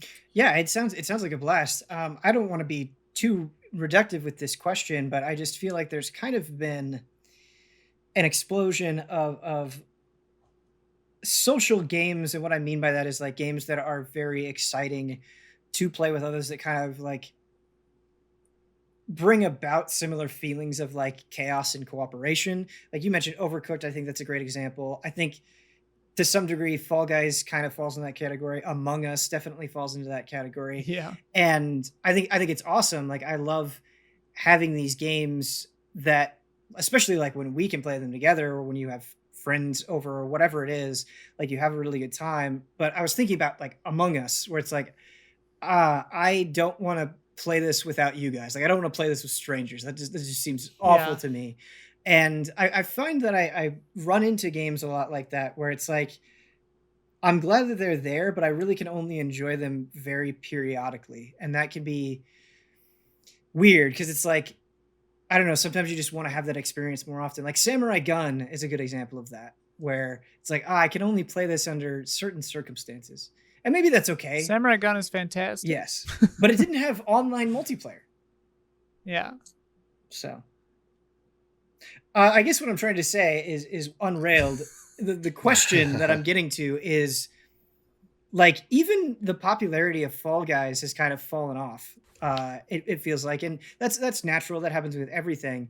But I just wonder, like, is Unrailed something that you could see yourself coming back to 2 years from now, or is it just like, is there enough there to be long lasting? I definitely think if you're the kind of person who's into these sorts of games, that you would find a lot to love in it. It has a single player. I've only played it along, like, with Don so far, and I mean, you know, we only played it for like 45 minutes. But yeah, I think, like, you know, if you're the kind of person who beat Overcooked, you'd probably get a lot of enjoyment out of Unrailed. Yeah. For me personally, like, I really liked it. And yeah, I'm probably more in the camp with you, where I think it would be really fun to play on a stream. But just because I keep myself so busy, I'm not likely to fire it up again until that happens. Although I wouldn't be opposed to it. And now that we're talking about it, I sort of want to play it again and see what the single player is like. But yeah, I think with unlockables and stuff and the procedural generation aspect of it, I think you could definitely get plenty of play out of Unrailed. I think that's something that I liked about Overcooked 1 and 2 so much, is that sense of progression and kind of that closure when you know, beat the final level. I really liked that. And it's like, okay, like, I've done it. Like, I've finished the story. I've gotten 3 stars on everything. Whereas other games, like, I think Among Us is genius in a lot of ways, and it's so much fun, but there's not really an end goal. And that doesn't make it any less of a game. That's not really a fault of it. But I think sometimes just having that very definite carrot on a stick can do so much for me in terms of, like, motivation to, like, get people together and play a thing. And I do think an important difference in these examples, though, is, like, Overcooked, Unrailed, Roundabout, you know, you can play alone. Yeah. And they have a beginning and an end, you know, sort of. Right. Whereas, like, Among Us is more like Jackbox. Like, Right. it's just a straight party game. There's no, you know, other way to do it. So yeah, but yes, absolutely. Yeah. And I don't want to, like, say these games are exactly alike. It's just, you mentioned Overcooked, and I was thinking about multiplayer experiences that kind of made me feel similar ways, where, like, part of the fun is Overcooked is just having people mess up and laughing at each other. And it seems like Unrailed offers kind of the same sensation, where something will go wrong and you have that the excitement of failure, I guess. Yeah. Definitely moments where you're just like, Don, move, like, yeah. On the Steam page, there's actually, like, a live stream going on. So I've been, like, watching some of this gameplay while you're talking. I have a quick question, though, for you, Ian. You're talking about the different, like, biomes, but does weather change? I didn't understand what's going on in one part. Like, the screen, it looked like it got foggy. So, like, is there, like, day-night? There's a day-night cycle. So at nighttime, you can only see around, like, yourself in a little sphere. I didn't encounter fog, but I wouldn't be surprised. It rained also. We were theorizing that rain might keep your train cooler, but we weren't sure if that was true or not. But yeah, there's weather and stuff too, and unclear at this time if it's aesthetic or not. But nighttime and stuff definitely makes it harder because you can't see what's around you. And, like, one level had robbers on it that we were careful not to release, and one level had cows on it. So I could definitely see a lot of, like, funny shakeups like that being present on the map too. Could you imagine in real life this is how trains worked? You had to that's what build out as Don it was going. Wondering that actually, and I wasn't sure the answer because when they were first building railroads, I mean, I know that they were using some nefarious work practices, but how did they get the supplies? Was the train just going as along with them and holding all the stuff to make the train tracks? Did they bring it in on wagons? How'd they make railways? It's exactly like Unrailed. Unrailed is a simulator. Yeah, that's a they went and chopped trees and then the game that I am going to talk about next, I'm actually super excited about. And Ian, I think you specifically, just based on the conversations that we've had about different stories over time, you would really, really like. And that is 13 Sentinels. Oh. Yeah, I love this game. Just deeply, deeply, deeply love it. And I've enjoyed Vanillaware games before, but the story in this game really captivated me. And it's hard to describe. And I actually talk about it in the review where it's I want to tell you things, but I don't want to ruin any of the surprises because they're so, so, so good. But it's a bummer because telling you what it's about feels almost misleading because it twists and turns and changes so much.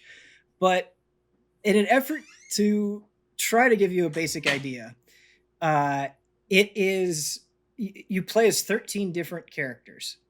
And cool. A kaiju invasion happens.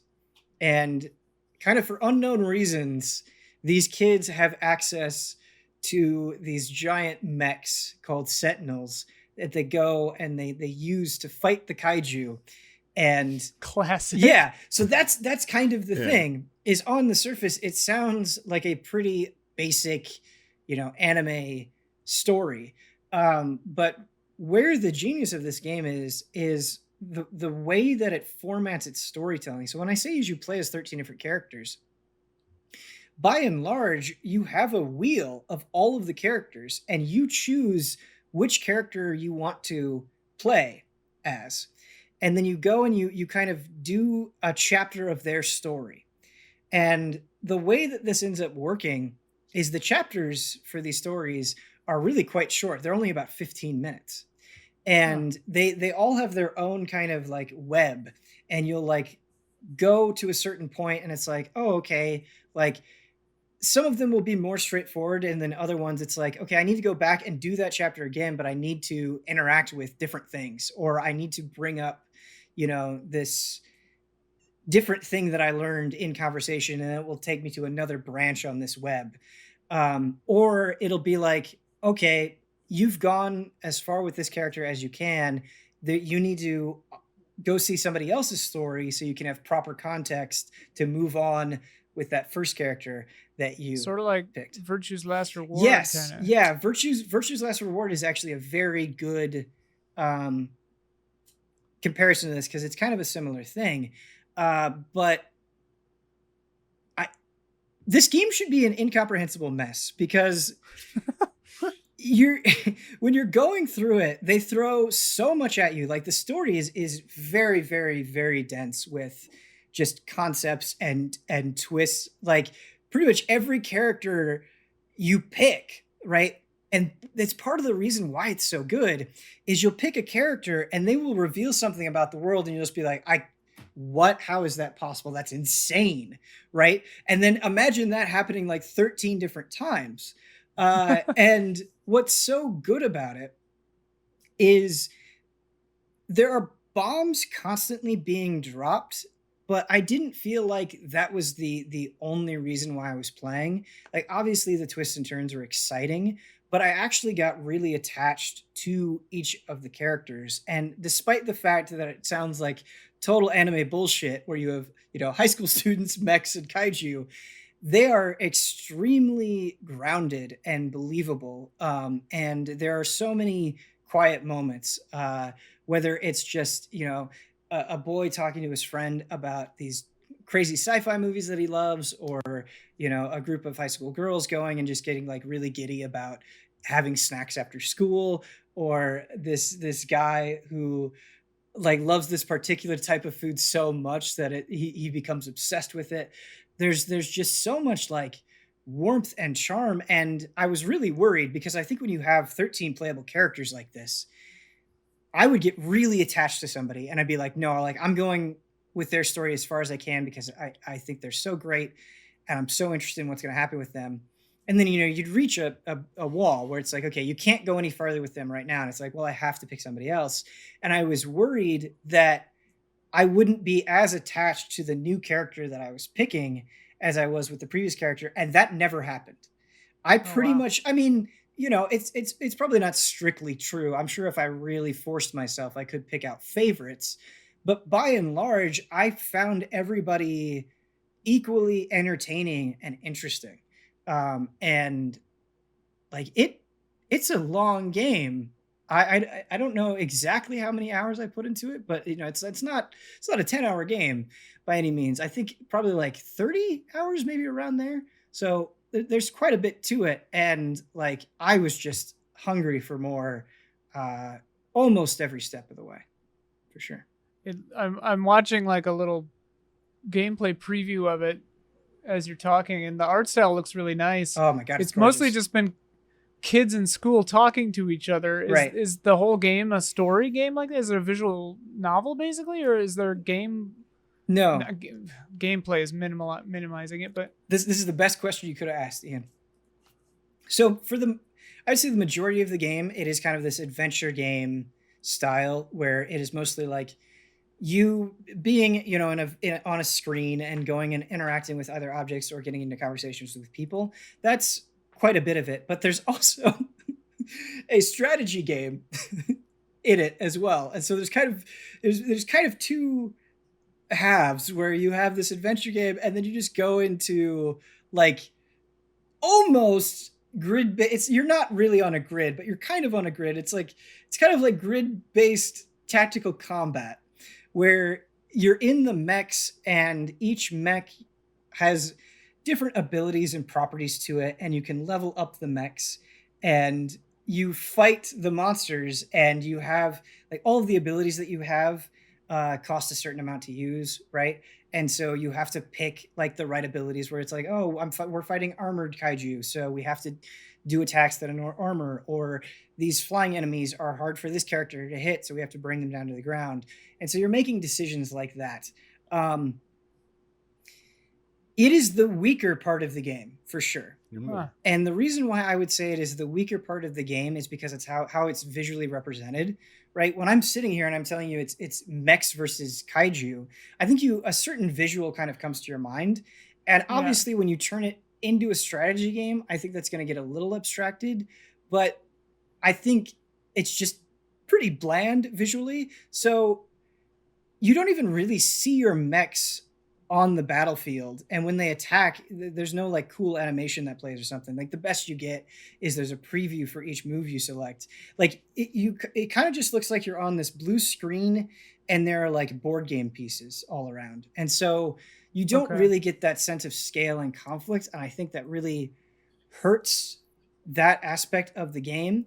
However, what I will say in its defense is once you get closer to the end, the battles kind of ratchet up in intensity, where solely through strategic decisions, I was having a good time. Like, I still think that visual element is true, but they push the strategy enough that I was having fun kind of like solving the problems that it was throwing at me. Cool. Yeah. That was what I was most curious about, Ben, because I had seen trailers for the game, and the gameplay parts, the non-visual novel parts, I had no idea if they evolved beyond what I was seeing, because they didn't look that the presentation style of it felt like, oh, this kind of goes along with like a visual novel. It's not very elaborate looking. It's very you saying into board game, it's like, oh yeah, that's definitely what I got. Does it go beyond this, or does it stay with this the whole time? And knowing that's kind of like, oh, okay. But I also kind of expected probably like get more complex towards the end. So that's interesting to hear. Yeah. Is it on Switch? PS4. Huh. Is it $60? I believe it is $60. I could be wrong on that, but I think it is. I think it's $60. The other thing that I will say in a point of favor for the battles is, I have to be careful here, but you get good banter between the pilots as well, and it's nice because some of the more lighthearted moments take place either in the pre or post battle, and especially once you get attached to all the characters, just seeing them all combine and interact. Because when you're doing a character story, it may be very focused on them. They may not necessarily be interacting with the rest of the cast, and so to see them kind of come together and bounce off of each other is pretty entertaining. And you mentioned it a little bit, Ian, but I cannot overstate how gorgeous this game is to look at. Very cool looking. Yeah, and how much it accomplishes with its visuals. And it's actually a problem that I have with visual novels sometimes is obviously good writing can overcome this, but a lot of times you can kind of get into that, and it's not just visual novels, RPGs can suffer this as well, but you kind of get that talking head issue where like there's not much going on visually. It's just a static image and a bunch of text, and that's serviceable, but the environments here do so much heavy lifting.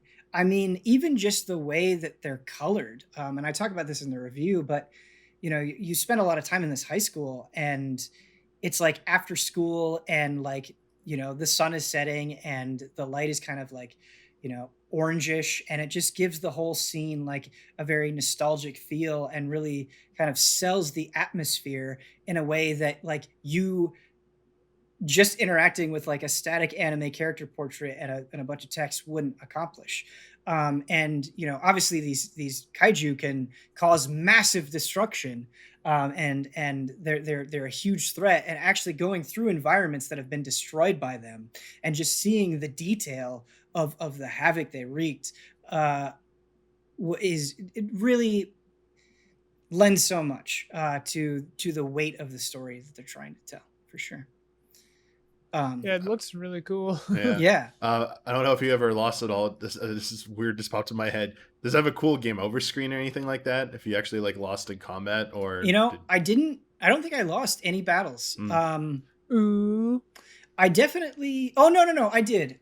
That's not true. There was one battle near the end where a pilot died, and the fail condition was nobody can die. So no, I did lose one battle. I don't remember like any super cool game over screen. No.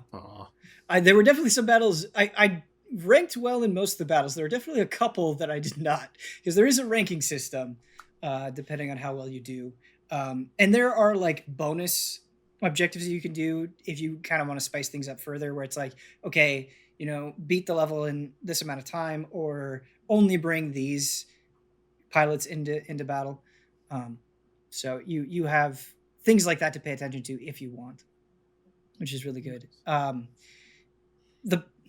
Maybe the best pitch that I could say about this game, and it's hard because there's so much I would love to just sit here and talk to you guys about the story, but whatever you think this game is about, it's not about that. Like, it's not really about high school kids like fighting monsters. Like there's so much. You think the depth of the story is here, and it just keeps going, and it's definitely crazy. Where I think if you were to read the plot on the wiki, it would just be like, this is just crazy bullshit. But actually going through it and the pretty excellent pacing that they have, like it's a super, super fun journey to go on.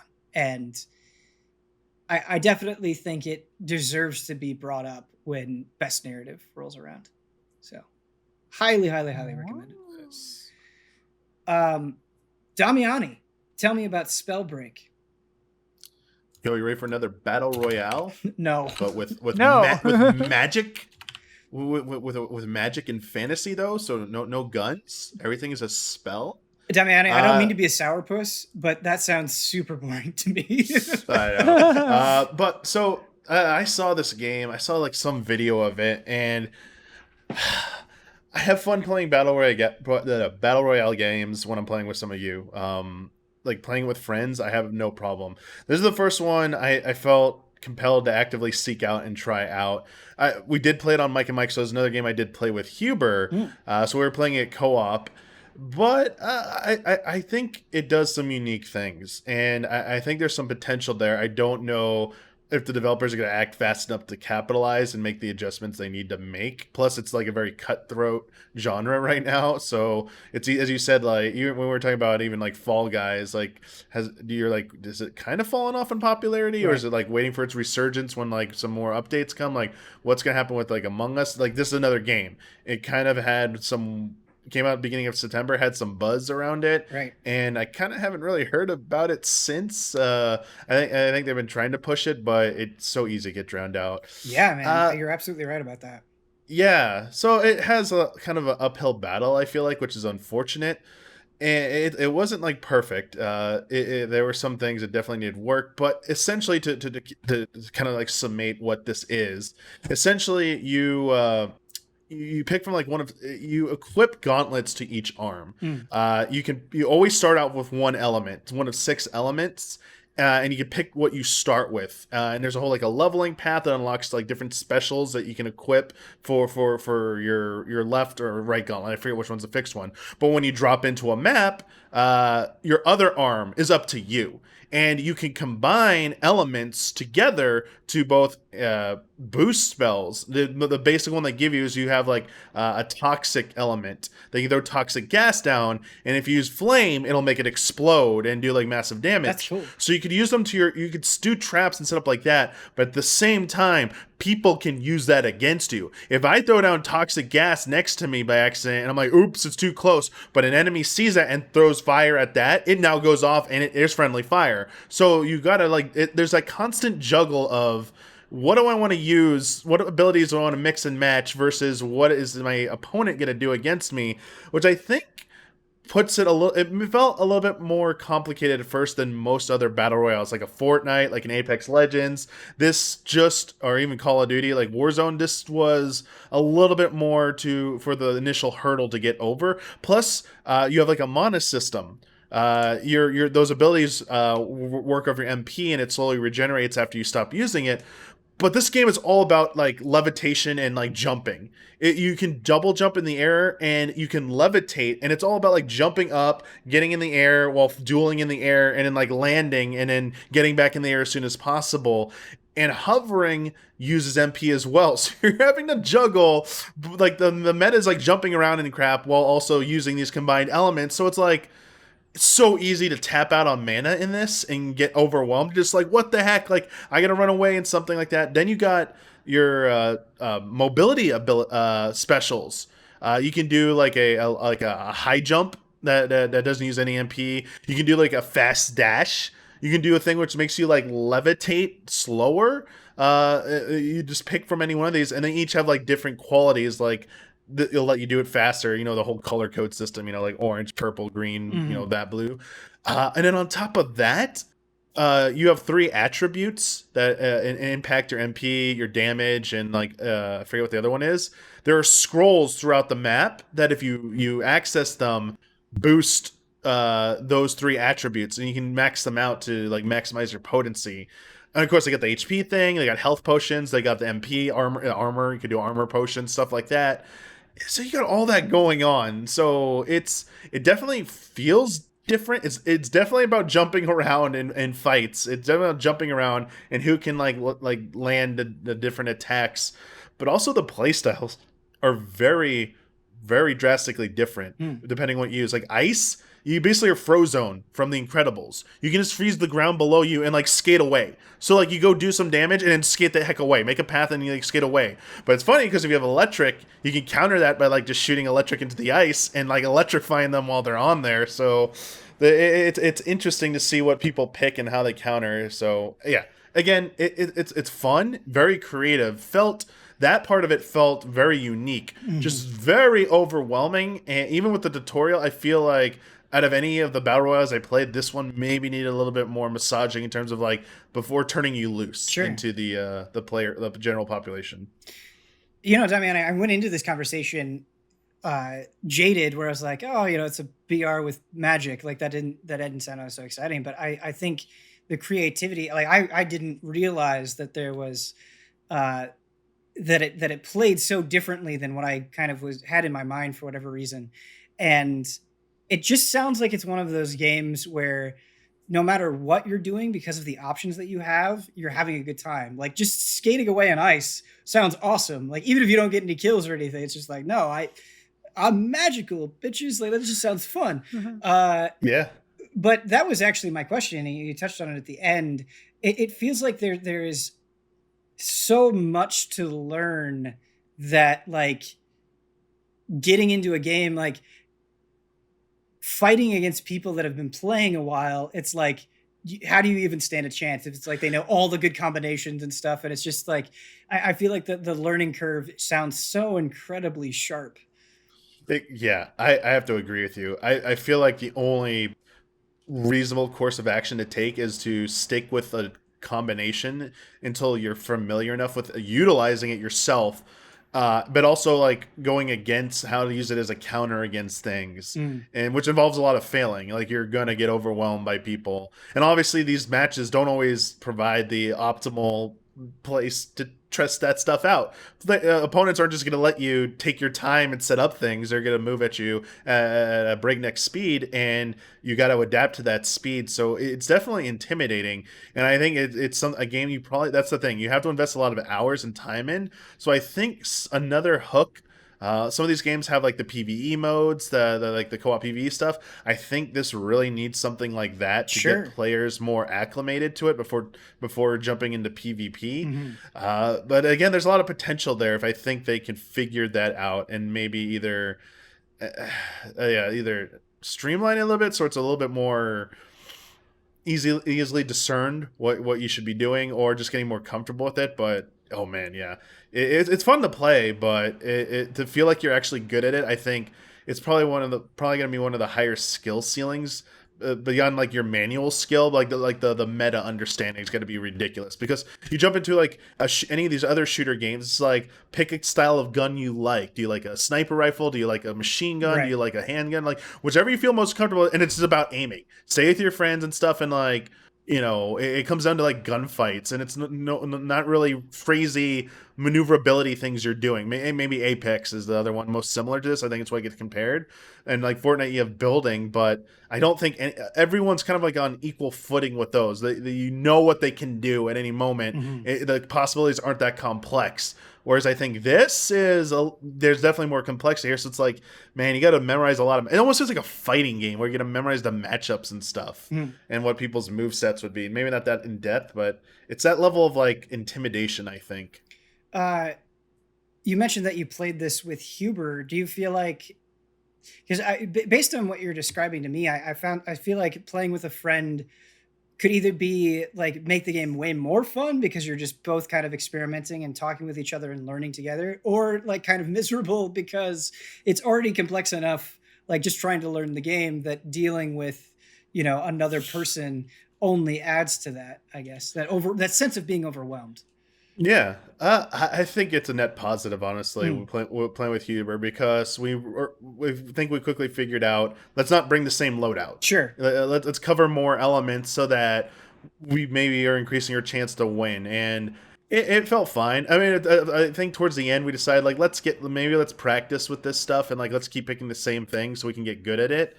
But it feels much better than going out like probably by yourself. I think if you go out solo and you're a newcomer, you're probably gonna die faster. Sure. When you actually encounter people. But when you think with any of these games, you give people, you have a better chance. But yeah, I don't think it made it more frantic at times when things were going bad, because you're like, no, I'm gonna help you, but I'm also in a bad situation. Crap. Yeah, but the jumping, I think the jumping is like the big equalizer, because like escape stuff, like buying yourself time. If you're used to a game like where you have to move, like moving around is just as important as the shooting. And because it's like the vertical aspect, I think this is also like with like Fortnite's building maybe is the most analogous, because you can go up. You can go up and people are like, what the hell? It's like, I mean, that provides a barrier, but like just simply just jumping up and using your surroundings, because there's a lot. I mean, they have a lot of the building structures in here, like medieval castles. They have like a desert area that looked like, we kept calling it Tatooine because it looked like it was from Star Wars. These structures kind of complement it as well. The platforming, and a lot of these battles take place on the top of steeples. You're really high up in the air, so you're just like kind of like levitating and fighting. So it's I feel like, yeah, well, playing with another person, knowing they have your back, you feel more emboldened, I think, to try out things rather than maybe playing more cat and mouse, where you're like it'll hang back and like not really dive in and start learning things. Yeah, that's a very good point, because I think that is true of myself, where when I play by alone, I am a lot more like, okay, I'm gonna wait this out. Like, I'm gonna hold up here and make sure that, you know, I can get inside the ring. Like, it's a lot stealthier. And when you're playing with Huber, it's just like ride or die. You know, it's just, you're not hanging back.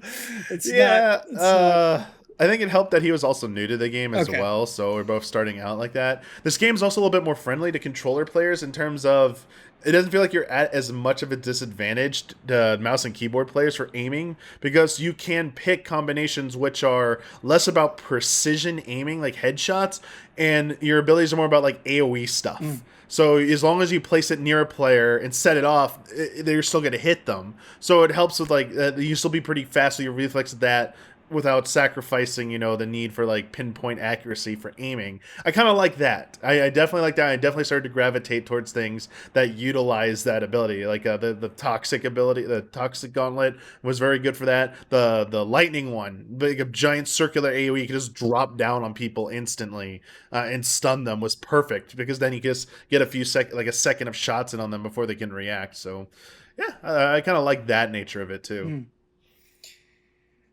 Yeah, having this conversation, it kind of made me realize like how hypocritical desires can be as like a game player, where I think, you know, you constantly want something new and innovative and different, but anytime something is too different, it's kind of like intimidating and overwhelming, and you're like, oh no, I need something that I can understand, right? And that is why so many battle royale games, it's like you pick up an assault rifle, you know what it's going to do. And I can imagine as like a designer that like trying to accomplish both things simultaneously, like being comfortable but feeling new, is extremely difficult to tackle. Yeah. Well, also the RPG elements, I didn't really expand upon them. But I mean, each element has levels, and as you level up, you have skill trees, and you can there's 3 categories. You can only pick one from each, but you have to have enough points to unlock the next row down. You have like 6 points basically to spend in 3 categories, and you have to one from each. You can basically be different builds. What you want to specialize in? Do you want like less MP cost? Do you want like things to do more damage? It gets more complicated than that. Yeah, it feels more like an RPG in that regards, and an RPG, at least an RPG light. So, but it also adds to the complexity as well. Sure. You gotta dive into those systems. Yeah, that's cool though, because I feel like, you know, comparing it to Fortnite, you're essentially just unlocking cosmetic stuff, and so to have actual progression for your character is neat, but not as neat as this HOTTAKE. We're gonna do a fun one today, and I'm calling it Launch Battle. What I have done, I didn't include everything. These are not definitive launch lineups for the consoles, but I've broken it. I've picked 5 launch games that are only coming, actually that's not true, because I think DMC5 Special, I have DMC5 Special Edition as a PS5 launch game, because we saw it during the PlayStation event, but I'm pretty sure it's coming to Xbox as well. Anyway, I have 5 games under the PS5 heading. Just work with me here.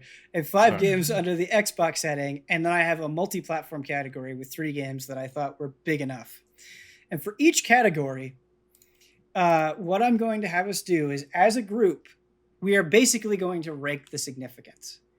In terms of anticipation or impact, or however you want to qualify it, you are going to need to rank the games in each of these categories. So 1 is, this is the hottest shit, and 5, this is the coldest. Okay? So here is the PS5 list. Devil May Cry is going to both, but not PC apparently. Is Devil May Cry 5 going to both at launch?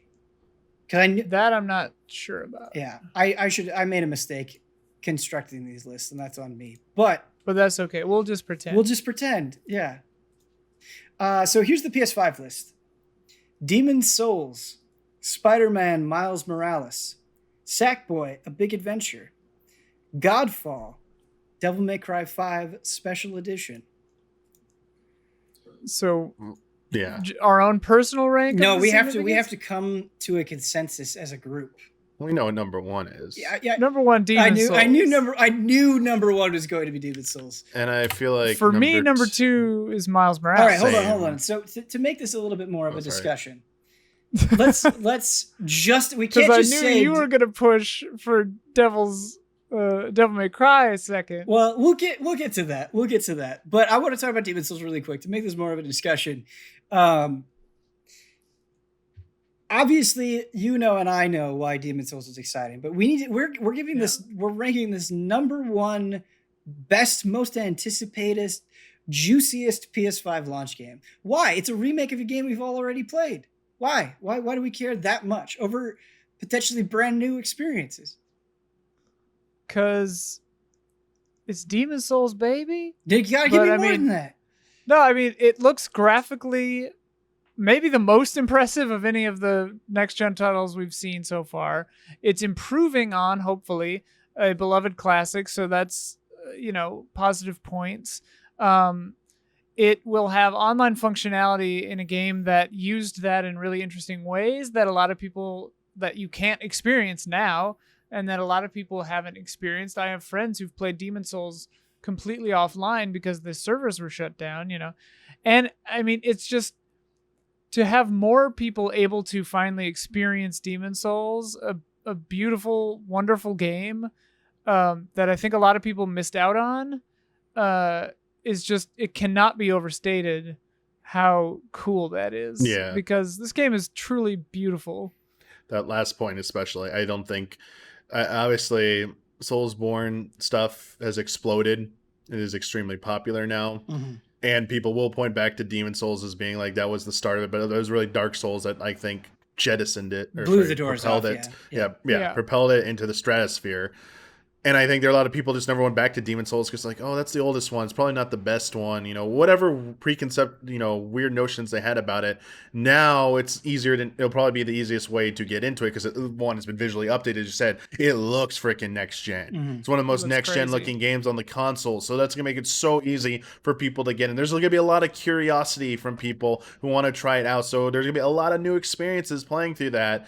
And it's still, from you two and others I've heard, it still stands the test of time, that game. Yeah. So it's fantastic. Yeah.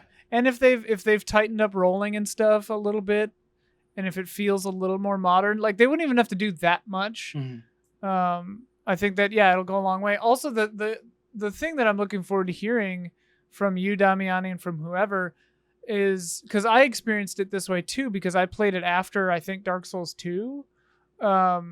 Because I missed it the first time, is how much of Dark Souls and like the Souls formula they got right the first time. Like, hey, Ian, a lot. Like, well, like that's the thing is like, it was all already there. Yeah. Like almost like 90% of what makes Souls great was already there. They just did it, and obviously they made a whole bunch of games before Demon's Souls, but like Demon's Souls just really has that special sauce. I think there are things in Demon's Souls that you could say that like are some of the best. Just some of the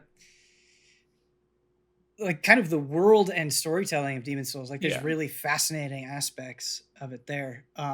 Some of the areas are my favorite in any of the Souls games. Yeah. Or just like, yes, that was what I wanted crazy. To bring up when I was talking about like best stuff is areas for sure. But kind of to your point, Damiani, talking about like Dark Souls sort of really shooting it up into like the stratosphere of popularity. It's fascinating because Dark Souls kind of became a concept, right? Like it became its own genre. And so when you say Dark Souls, you don't really just think of this one video game the same way that you would for a lot of other titles. It's like Dark Souls kind of becomes this idea that you have to experience. And I think by not being in kind of not having that naming, right, Demon Souls, I think it kind of got forgotten because that's not what people didn't say, like, this is like Demon Souls. People would say this is like Dark Souls. And so I think it just kind of got edged out because Dark Souls, like as a concept in terms of like difficulty and structure, became such a point of comparison for everything, right? Like it became a meme how everything was compared to Dark Souls. So yeah. All right. Demon Souls number 1, of course. Come on. Yeah. Devil May Cry. So here's what I'm going to say. Devil May Cry 5 Special Edition is at the top for me. I think as an action above game, Demons. So I was thinking about this before when I was putting this list together. I was like, I don't know which one is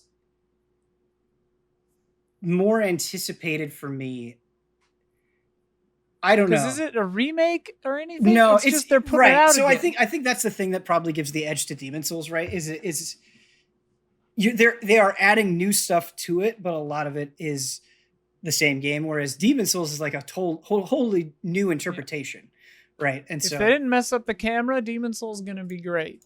I just think mechanically, Devil May Cry 5, even though a lot of it is going to be similar, is so good that it's fine. But what I will say is I don't think you guys, this is a group decision, right? I don't think you guys have it as high up. And Insomniac Spider-Man is put it third. Okay. I'm okay with that because Insomniac Spider-Man is fantastic. Yeah. So I'd totally be okay putting Miles Morales number 2. But does everybody agree with that?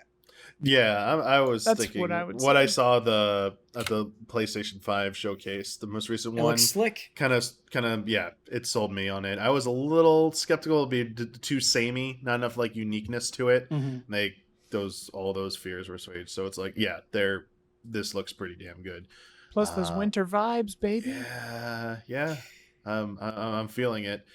But I'm also I totally understand your perspective though, Ben. Yeah. Special editions and Devil May Cry have a very good lofty expectations. Right. So that commands some respect. Oh, and absolutely. attention for sure. Yeah. So Damiani, that's a really good point that you bring up, is that when you do a Devil May Cry special edition, right, it's not the same as every other game. Like there is an expectation of quality there. Really, really good point. Yeah, it's like the pinnacle of that version of the game, and it almost are unanimously regarded as like perfection for that installment. Yeah. So, yeah, I understand. Sure. They did so much to 4. Okay, so I want to challenge us a little bit because I do want this to be a conversation, right? I don't want it to just be us assigning things numbers. So. Obviously, Spider-Man looks great, and there's a precedent for Insomniac doing great work here, but this is going to be a smaller scale adventure, right? So do you think there's any possibility of us playing through it and being like, that was neat, but it felt like it was over really fast, and it didn't feel all that different from the first game? I know, Damiani, you kind of touched on that a little bit, but still want to throw that out there. I mean, yeah, it's possible. What looks good in a video doesn't always either hold up for a long time or maybe, there's something we haven't seen. It's old for all of us that work in this industry, the adage that it's much easier to craft an impressive video or a demo even that blows you away versus the final product living up to that for every minute of your experience with the game. So I mean, I could see that, because even for me, while I recognize the greatness of Marvel's Spider-Man for PlayStation, I wasn't as head over heels about it as most every other person with Spider-Man. And I don't know if some of those, if I still hold those same feelings when I play through Miles Morales, or even like the remastered version again after how many years it's been? 2 years, I think, 2-3 years, I forget.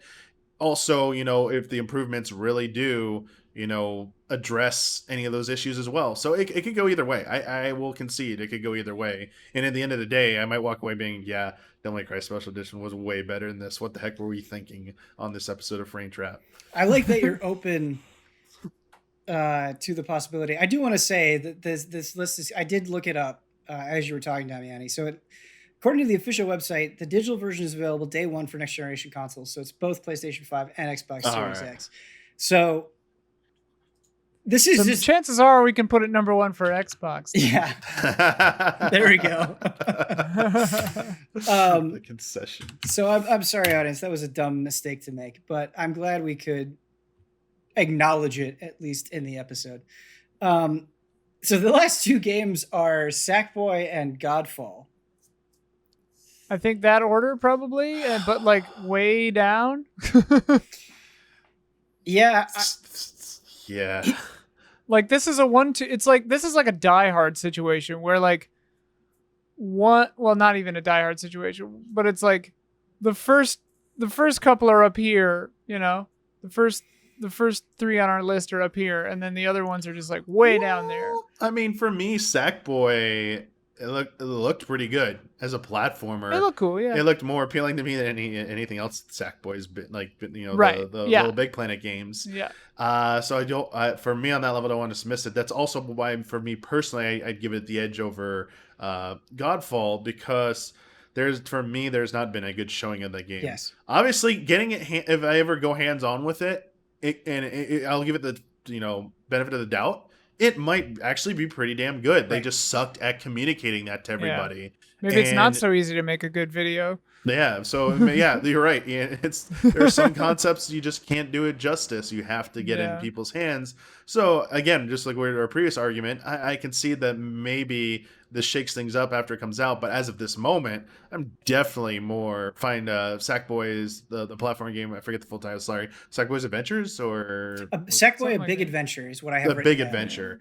But now I have no faith in myself in list picking. It looks way more appealing. It has those 3D platforming vibes that I dig. It's borrowing from other great 3D platformers. I have no problem with that. I always want more 3D platformers. I forgot that it was more of a 3D platformer. My brain was having a moment where I was just thinking of another Little Big Planet. This does look more appealing than a Little Big Planet game to me.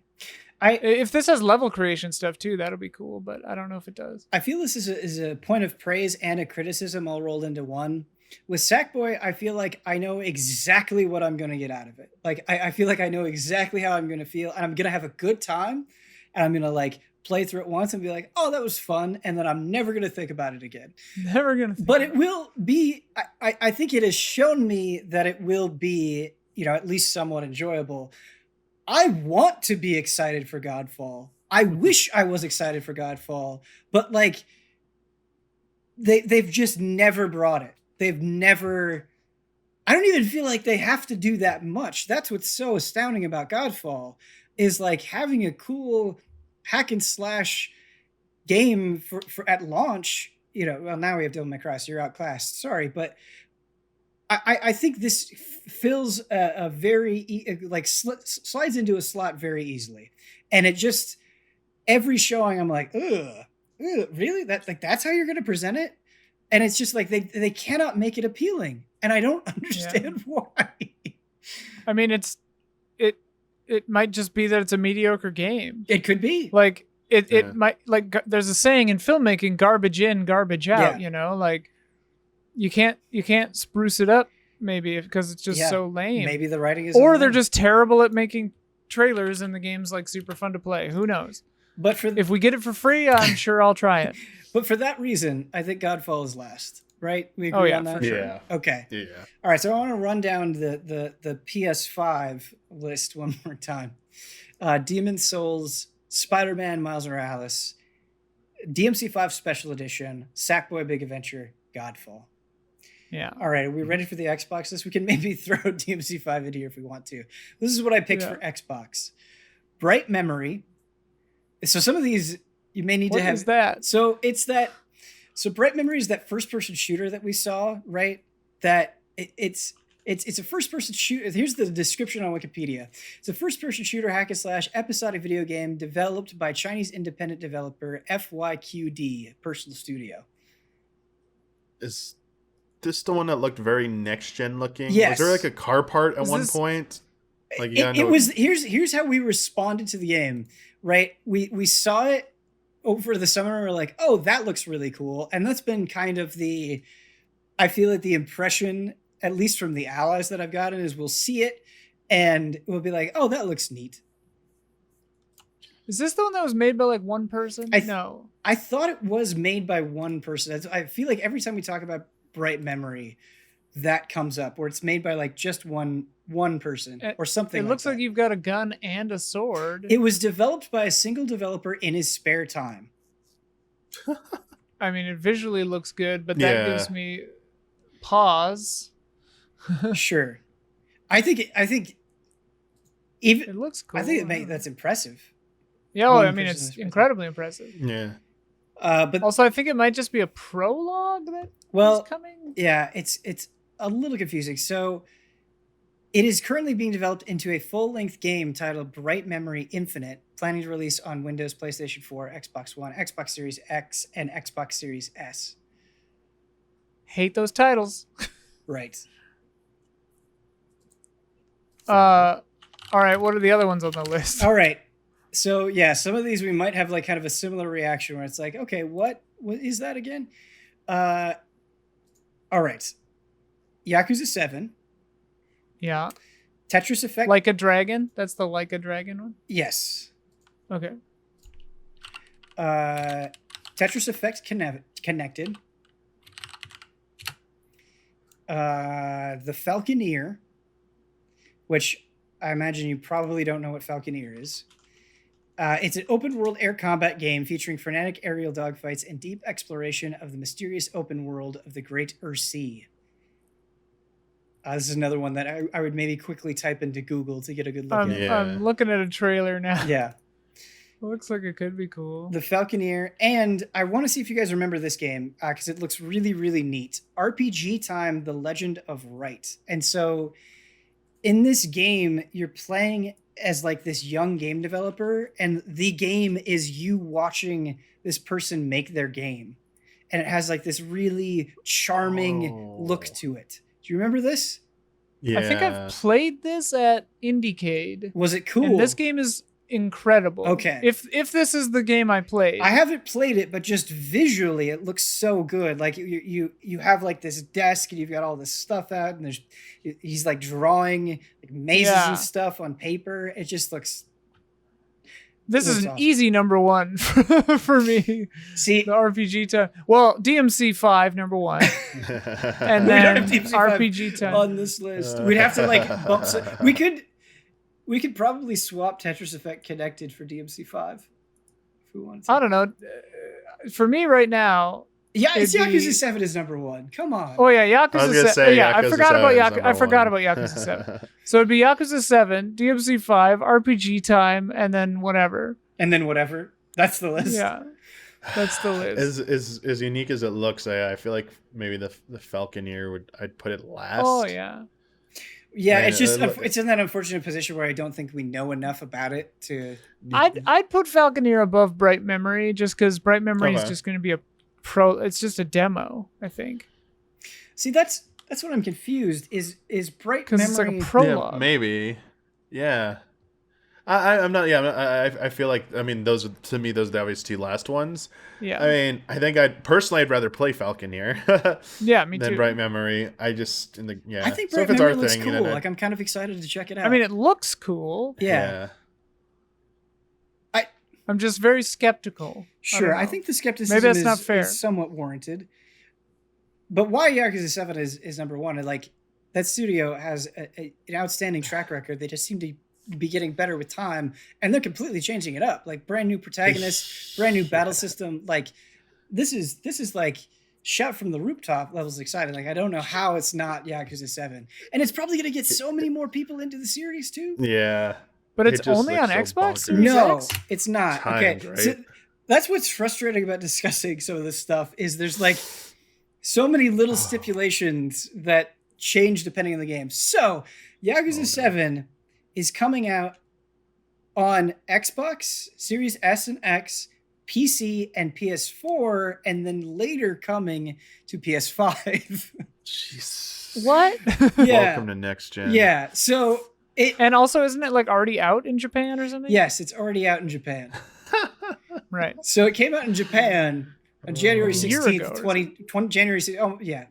January 16th. And then comes out on November 10th on Xbox Series S and X, and then November 13th on Xbox One and Windows, and a date has not been announced for PlayStation 5. What the hell? Yeah. So there's all of these weird things with these games, and if we made any mistakes, I apologize. Are these the only launch titles for the Xbox Series X? Because woof. No. So I can exclusive, right? Exclusives, because I know they're like shared ones. Yeah, so we have shared ones. No, there's other stuff. So okay. I'd have to compare the PlayStation 5 and Xbox Series X list, because I have to see like what is exclusive to Xbox Series X, because you have things like Gears Tactics and Gears 5, but those are just sort of, being brought over and upgraded presumably from the Xbox One. Right. You have things like Observer System Redux, which I think might be coming out on PS5 as well, but I'm not sure. I'd have to look at the list. But then you obviously have things like Watch Dogs Legion, Assassin's Creed Valhalla, and Call of Duty, but that's coming out on everything. So, but Bright Memory is exclusive. Yakuza 7 is next gen exclusive. Tetris Effect, I think, is like a timed exclusive, and I believe Falconeer. I've called them up here. Okay. According to Newsweek, when was this written? Let's see. Yesterday, 2 days ago, Newsweek. So the Xbox Series X launch titles are Assassin's Creed Valhalla, Bright Memory, Dirt 5, FIFA 21, Fortnite, Gears Tactics, Marvel's Avengers, Observer System Redux, Tetris Effect Connected, The Falconer, Watch Dogs Legion, and Yakuza Like a Dragon. PS5 are Assassin's Creed Valhalla, Miles Morales, Astro's Playroom, Demon's Souls, Destruction All-Stars, Devil May Cry 5. I completely forgot about Destruction All-Stars. Fortnite, Godfall, and Sackboy. Yeah. I was looking at GameSpot lists for launch titles, but there is overlap between the two of them. Yeah, so there's a little overlap. And then apparently the PlayStation Plus collections are also coming out at launch. Right. I didn't include those because 20 games, but they're all old. So Xbox's list is longer, counting shared games, but PlayStation's, I would say, is more impressive. Right. It was more of a struggle settling on 5 games to pick for Xbox, whereas I felt like it was far easier for PS5. But just to kind of refresh our memory, so we've ranked Yakuza 7 at number 1 for Xbox. We seem to agree on that. We have Bright Memory, Tetris Effect Connected, The Falconeer, and RPG Time, The Legend of Right. Now, based on our previous conversation, I think RPG Time might be a strong contender for number 2. Yeah, I agree. Yeah. It looks really charming. Like, you've played it, Ian, but I think it's done enough visually to really warrant the attention. This was the game I played. Okay. I played a game similar to this, but I don't remember what it was called, so I don't want to say definitively that I played this one. But it had this kind of idea. There seemed to be no enthusiasm for Tetris Effect Connected, which kind of makes sense because Tetris Effect is phenomenal, don't get me wrong, but it just seems like an updated version of it isn't really doing much. So is Tetris Effect last? I guess. And you guys said you'd rather play Falconeer over Bright Memory. Personally, I would. And I can understand that. Yeah. I wouldn't be mad either way, you know? I think it is kind of telling that we don't have as strong of feelings on this list. I mean, it's not to be unfair, but like I'm not surprised. Like sure. Xbox currently does not have a stellar launch lineup. You know, and like I've got a PC, so like sure. I've already got a better Xbox. So the ranking that we have right now is Yakuza 7, number 1. Number 2, RPG Time, The Legend of Right. Number 3, I put Tetris Effect at number 3. Tetris Effect is not number 3. Number 3, The Falconeer. Number 4, Bright Memory. And number 5, Tetris Effect Connected. Yeah. Yeah. Okay. And, you know, DMC5 is really number 2. DMC5 is really number 2. That's if you take anything away from this conversation, DMC5 is really number 2. All right, so I picked 3 multi-platform games because it felt weird to leave them out. They felt significant enough, so I actually just kind of want to rank them amongst each other. As Call of Duty Black Ops Cold War, Watch Dogs Legion, and Assassin's Creed Valhalla. And I'm curious because I don't like none of those games I really associate with either of you, and so I'm curious how you would rank them. I'm probably, well, I think if I get a video card, I'll have Watchdog Legion, maybe. But that's the one I'm interested in the most. And then Assassin's Creed Valhalla seems cool, and I'm never gonna play that Call of Duty because I don't like Call of Duty really. Yeah, I don't think I will touch that Call of Duty game. Sadly, I think the only Call of Duty I'll probably play anymore is their battle royale stuff with people every now and then, very sparingly actually. So I'd probably agree with Ian putting that last. Man, I guess I just associate too much negativity with Valhalla regarding the teases earlier this summer, where we were supposed to see gameplay and they just never showed gameplay, and I'm like, really, come on, like show me some stuff. This feels like maybe you're not ready to have this game go at launch as you'd like people to believe. And Watch Dogs has had some really funny trailers about who you can recruit and how crazy they can be, and it felt kind of unique in that way. I got a torn because I could see either going either way. So I would want one of those would be number 1 and 2 for me. I don't really care which it is. I probably, if I given both for free, I'd probably try Valhalla first over Watch Dogs, and then try Watch Dogs second. And what's driving that impulse, do you think? So 2 things. One, Assassin's Creed games. I've liked a lot of them. There have been some I haven't been into, but generally, when they're good, I have a really great time with them. Also because I have a little bit of a renewed faith because I played that. I got to go hands-on a little bit with that Immortals Phoenix Rising, which is also from Assassin's Creed developers. And I feel maybe, so I'm like, maybe it's been a while. I tried the first of the, was it Origins, Odyssey? What was the first one? The first one was Origins with the new. I tried that one, and I was like, I don't know if I really like this. I'm kind of maybe out on this. I'm willing to maybe enough time's gone by to try that style of game again and see if the improvements they've made. Whereas Watch Dogs, both the first one, I was kind of excited about his existence when it was revealed. But man, after people played it, the things I was hearing is like, man, does not sound as appealing anymore, and it just has gone downhill from there. So it's unfair to be relying so much on word of mouth from other people without having hands on with it. So that's kind of where it's coming from. Just so I've had some actual tangible good experiences with Assassin's Creed, so I'd give it the benefit of the doubt. Yeah, I feel like I could kind of lean either way between Watch Dogs Legion and Assassin's Creed Valhalla because I did really enjoy what I played of Odyssey. I think I would personally give the edge to Legion because it sounds the most unique out of the 3. Like this play as anybody thing could be a mess and actually hurt the game. Could backfire or be really cool. Yeah, I think just the idea of it has interested me, and I want to check it out. Whereas like I think Assassin's Creed Valhalla is going to be cool, and I think kind of the Viking theme is neat, but it is going to be kind of an evolution of stuff that they've already done. And I think it looks good, but Call of Duty just looks like Call of Duty. Like I don't even know what else to say. Like you watch videos of it, and it's sort of like the Sackboy thing where it's like, I know exactly what I'm going to get out of this. So I would probably go Watchdog, Assassin's Creed, Call of Duty. But Damiani, if you're feeling Assassin's Creed more, I'd be willing to do that too.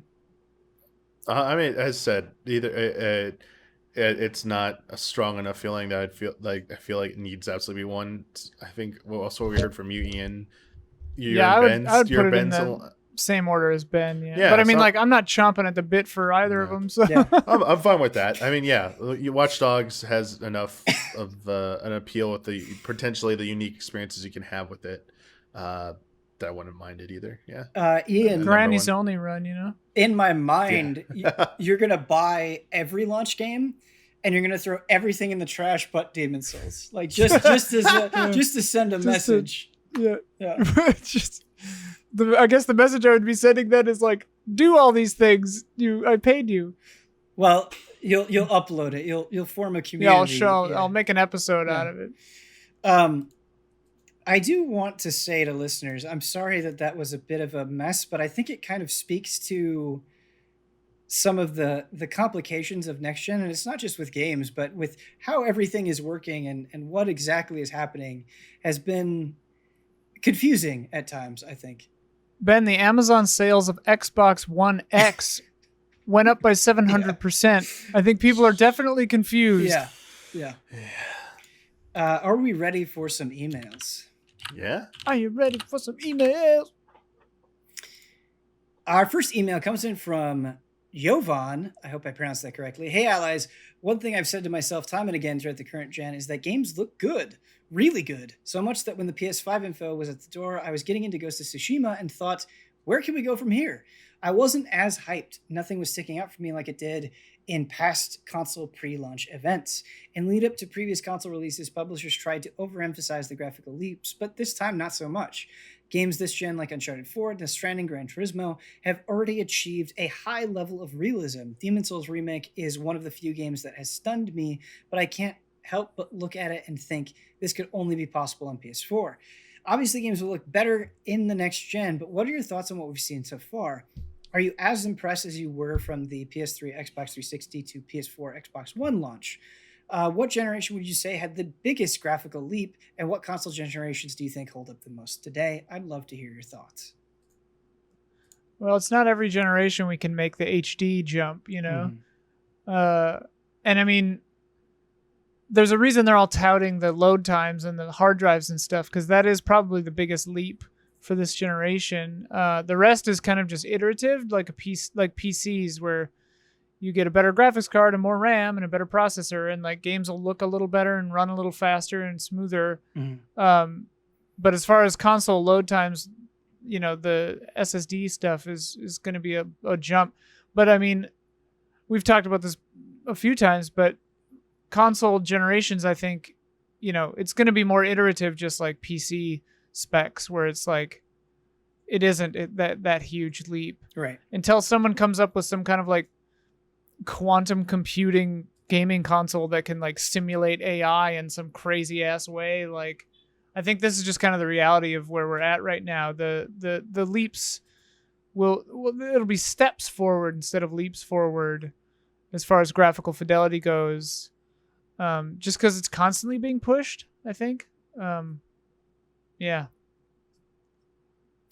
But I mean, on the flip side of that, to kind of like counter my own statement there, you see something like the Unreal Engine 5 that's coming out that is doing lighting and subsurface scattering and all that kind of stuff, particles and all that stuff in a way different way that's going to make games run more efficiently. And so then you can make things look way better. Those are the kinds of leaps that we need to have things look much, much, much, much better, where you find ways to be more efficient and then pack more on screen. So yeah, I mean, I think Unreal Engine 5 and similar engines like that are going to show jumps like that. Yeah, I agree with what you're saying, Ian. And to me, it's not so much like changing the game as it is expanding on already good ideas, right? So I think Monster Hunter World is a very good example for me, where everything that Monster Hunter, well, not everything, but a lot of what Monster Hunter World did in terms of like, okay, now the environments are going to be seamless. They're going to be a lot denser with things. The monsters are going to interact. Like, these are all great ideas. Now I want to see you take all those ideas that you've done and push them even further with next gen, right? Like, how much bigger can we make these places? How much more can the monsters interact with each other, right? And so, don't load in and out of Astera. Just walk in. Right. And, you know, another perfect example is I've played Monster Hunter World on PS4, both with the standard hard drive and then with an SSD, and it's night and day, right? And now you're getting that out of the gate. And so what you said with efficiency, especially because the way that consoles have gone, they've kind of become more and more all-purpose machines, and the way that games are being designed, you're spending more time with them. You know, they want you to check in every day. And so if we can make things more efficient and smoother and less of a hassle, I think it's like going to be a generation of convenience almost in some ways, hopefully. Well, and you already see, like, that's the beauty of a game console, right? Like, of proprietary hardware, is like, it's got some weird special capability that a developer can exploit in a cool way, narratively or design wise. And like, you've got stuff like Ratchet and Clank that's been inspired in some small way by the SSD and the load times and stuff in a gameplay fashion, and like using that technology to jump between worlds and stuff in a more seamless way. That's the kind of cool stuff that comes with specific consoles and specific proprietary technology stuff. I'm looking forward to haptic feedback. I wonder if it'll just be a gimmick, but who knows? Yeah. And that's something that you get with consoles having specific specs like this that you don't necessarily get on just iterative improvements in a PC gaming environment, where it's just like, you can have more graphics. Like, you get RTX and you don't, but otherwise it's the same, you know, like, whereas this is like, we did this because of this machine having this one feature and we thought it would be fun. So yeah, there's that too. I think, and this really has nothing to do with the I guess technical capabilities of the machine in the same, well, it kind of does, but we're not going into this new generation being like, oh man, it's just going to be more Assassin's Creed and Call of Duty and Watch Dogs, right? Like, it's not just going to be these things that we're sick of. It's like, we're getting so many great things started in this last generation, and they're going to get a chance to continue, right? Like, I think Spider-Man is a really good example of that. I think Horizon is a really good example of that. I think God of War is a really good example of that, where it's like there's still more potential to kind of mine here, and I'm excited to see where these things are going to go, because they sold me so hard on those first outings. Yeah, dude, God of War Ragnarok, where you don't have to do slow walks through little crevices. Yeah, my God. and like, that's a really good point that you bring up, Ian, because it's like kind of the big stuff, right? Like, in terms of characterization and combat and stuff, it's like they nailed that in God of War, and so now it's just like the little things, right? Quality of life, that they have to kind of button up, which is exciting. Damiani, you didn't really get a chance to speak there. I feel, well, for part of the question about the biggest leap in generations for graphics, I mean, for me, it's always going to be between the leap from the Genesis, Super Nintendo to the N64, PS1, because of 2D to 3D majority of games. And then the next leap from that, from PS1, N64 to PS2, GameCube, Xbox, like the fidelity, like seeing the first Madden game on PlayStation 2 compared to anything I'd seen before on a console is just like, what the hell? Yeah. This is ridiculous looking. And then everything that came after on all three of those platforms just blew away, like the basic looking these like goofy looking simple 3D models I'd seen before just look and they have their charm and the you know, their place, but on a technical level just like such a big jump. And I think ever since then, like every generation after that has been the iterative. Like PS3 introduced, like 360 PS3 introduced HD visuals, so like that was a decent bump up for everything because of resolution. But as we learned over time through remasters, it was like really like a lot of it was just up-resing and some texture work is all it's been. A lot of early HD games look so ugly. Oh, so terrible. Yeah. And now it's just like, it's about lighting, it's about surfaces and textures, it's about like volume, how much you can pack into areas, like, you know, how many NPCs, AI, like how believable things are. Like, it's just those things getting better and better over time. Character animations. Yeah. So that things don't look like robots walking around. Like, oh, we have 200 people on screen. They all have like the same walking animation. Right. Do you know that it's that type of stuff for sure. And everything you were talking about, the tail end of that conversation between you two. Yeah, I agree with that. It's going to become taken for granted the gains that like it won't be as easily discernible to the average person. They're just going to accept it, and the only thing that's going to be is if you're not doing these new things and it sticks out. That's the only people are call attention to that. It's like in movie making, like you're doing a good job when people can't tell the like if they see the mistakes or they see the illusion shattered, you've screwed up, and that's all I think you're going to get here is that if you're not keeping pace with everything, it's not that you're seeing giant gains. Is that you're going to be viewed as inferior. Mm-hmm. So yeah.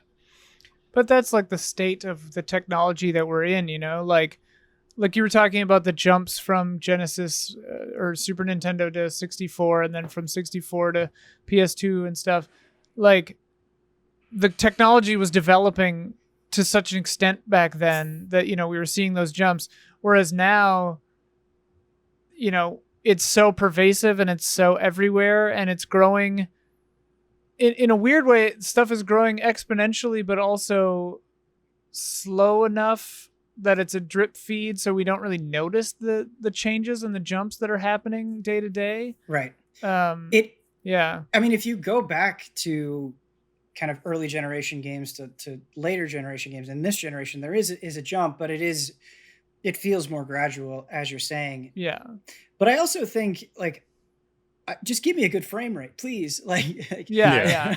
That's the other thing. Like nothing beats just a good artistic direction and solid performance. Yes. Like the games that stand the test of time just have those two things. Right.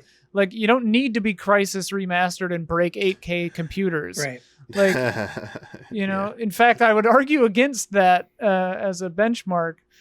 Too many people get wrapped up in the back, what was it, 8-bit, 16-bit, 32-bit? Now it's what are you 2K, 4K, 8K, 60, 120, 144, 360? Let's go all the way up to 360 hertz now. It's like that's what it's become. It went from bits to frame rates and resolutions. You're absolutely right. Our next email comes in from Ricky, who has a game for us. This one might be a little bit contentious. Good. We've been too safe so far. You think so? This isn't a me episode of Frame Trap yet. Video game acquisition dystopia. I've been marinating on the news that is the Microsoft cross Bethesda acquisition. This monumental $7.5 billion deal is not only on the scale of Disney cross Star Wars, but is way past it. Microsoft twice almost has now essentially doubled its first-party Xbox studios for the better, but without having to make any new games themselves. Just now realizing this could mean an Arcane Studios Perfect Dark. Holy shit. It's got me thinking this is going to happen more and more within the game industry as it continues to grow. So each of the following game companies in this podcast game are up for sale. So I'm going to list a company that we're going to pretend they're up for sale. We're going to say whether you want Sony, Microsoft, or somebody else to buy them out. Whatever is a move that just feels like a good fit is more likely, or for any other reason. I'd love to hear what everyone thinks. All right. Do we understand the game? Yes. Okay. Konami. Sony. Why? Get it in there with the... Well, the weird thing with this game is like, especially with Konami, is like it kind of doesn't matter who buys it as long as it's not Konami. They just tell them as long as it's not Konami. It's just like anybody but Konami.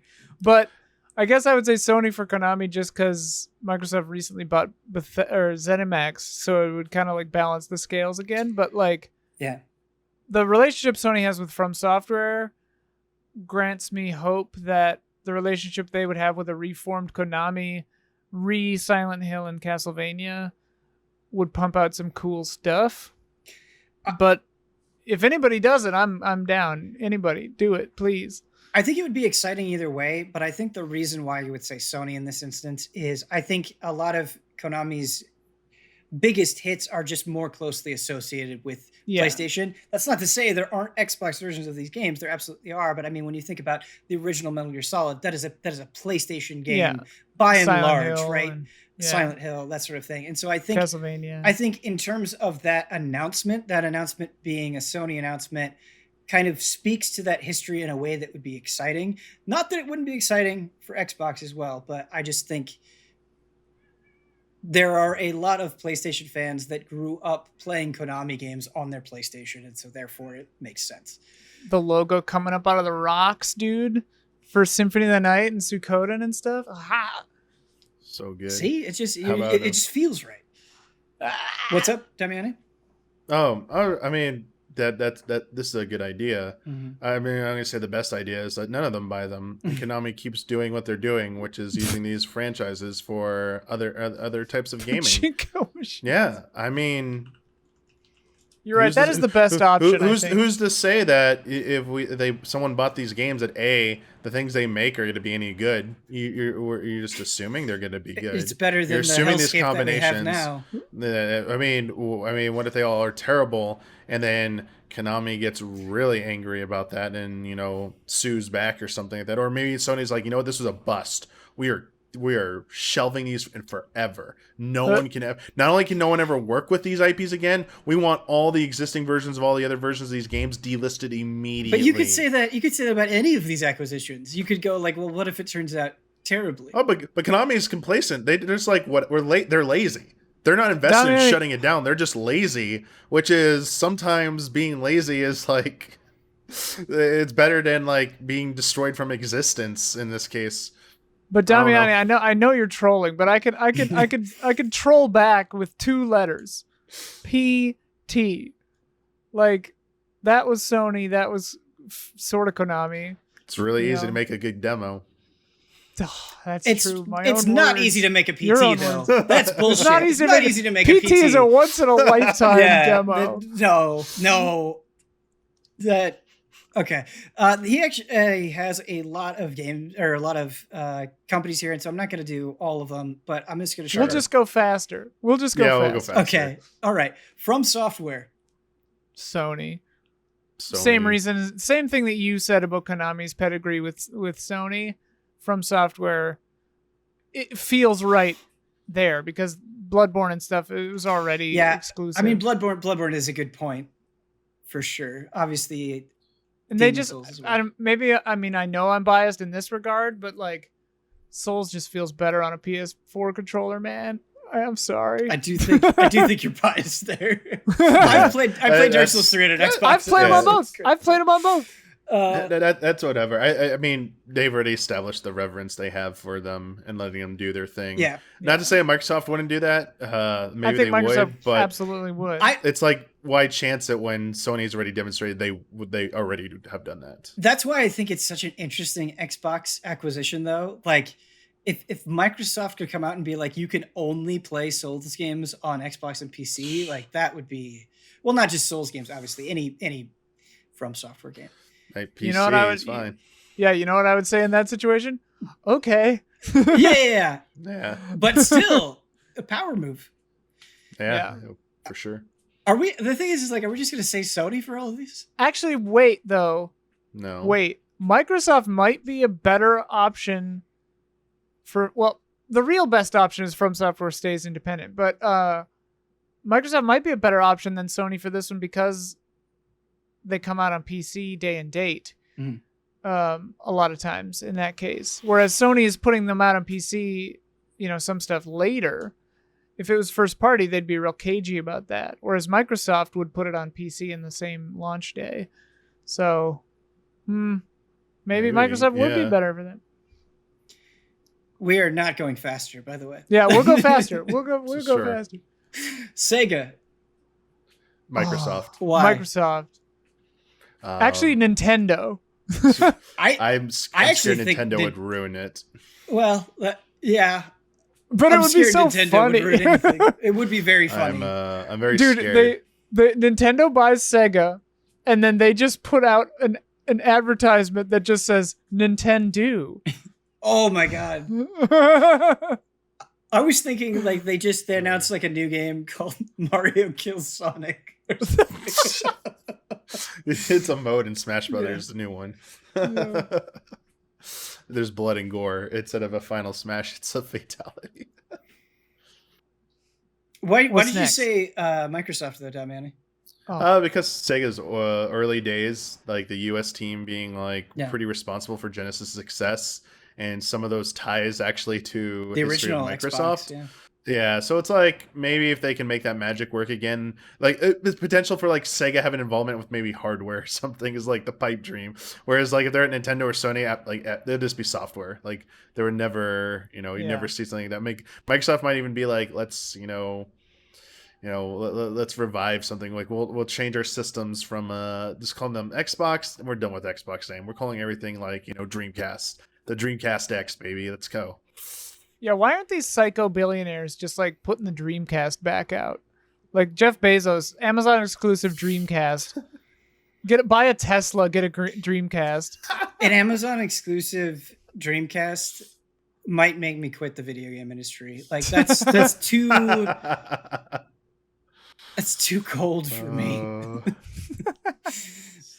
All right, we're gonna do one more. We'll go faster. No, we're gonna do one more. We're not gonna go faster. We're too invested. Platinum Games. Microsoft? I think it's Nintendo. Oh well, yeah. If we can pick Nintendo, yeah. So Nintendo. you can pick. Oh, I thought it was Sony or Microsoft. You can pick Sony, Microsoft, Nintendo. Oh, Nintendo other. Then. Yeah. Yeah. Nintendo for sure. I think just the relationship that they've established. Yeah. Already makes sense. I would worry that they would be held back a little bit by Nintendo, but I don't know how valid that concern is. Just technologically, I mean. I'd either want to see them have unlimited resources, like or unlimited technological capabilities. So like Microsoft would be that choice for PC. Otherwise, Nintendo seems to have a lot of faith in them, and Sega as well. So I trust them more to greenlight their projects and be like, yeah, make what you want to make what you want to make. Where I wonder if Microsoft at some point would get to like, you got to put multiplayer in this or something, some crap like that, and it'd be like derail that development. How about this, Ben? I'm just curious what other ones they put on the list. Sure. Let's go down the list. We can just say who gets it, and we don't explain why. Okay. Koei Tecmo. Actually, you know what, Ian? I'm only gonna have you say it. Koei Tecmo. Oh, okay. Nintendo. Oh, okay. Capcom.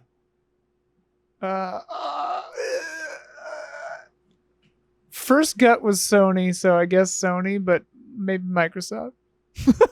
Keep going. I'll go faster. I don't know why I'm blanking on this, but I feel like I'm just having a brain fart. Is it Team Eco or Team Ico? Team Eco. Okay. Sony, obviously. Okay. Playdead. I don't remember what they do. That's Limbo, correct? So Microsoft. What? Playdead is Limbo and Inside, right? Oh yeah, they're great. Sony. IO Interactive. Hitman. Microsoft. Okay. Microsoft. Arc System Works. Nintendo. Rockstar Games. Microsoft. You're just putting the stuff you don't want. Thanks. No, I would play that on PC. Bandai Namco. Oh god, that's a tricky one. I guess Nintendo, or Sony. Clay. Ooh. Nintendo. Supergiant. Nintendo. Quantic Dream. Sony. Yacht Club Games. Ooh, Microsoft. Really? Nintendo. Okay. Yeah. Bungie. Microsoft for sure. Okay. Codemasters. God damn, there are a lot of these. Yeah. Microsoft. Drinkbox Studios. Sony. Hello Games. Sony, because of their past together, I guess. Remedy Entertainment. Microsoft. Okay. Because ray tracing on that PC, baby. Well, and they have a history. Yeah, they have a history. Wait, they already own them, don't they? No. Who am I thinking of? 505 is owned by... You're talking about 505 or Remedy? Oh, Remedy. 505, yeah. Sorry. Wait. Is Remedy part of... Which Microsoft Deep thing that Silver? starts with a R did they buy? What kind of question? Respawn. Rare. Well, Rare already. Didn't they do Respawn as well? No. Oh. Give that to Microsoft, too. Oh, is that the good one? Sony.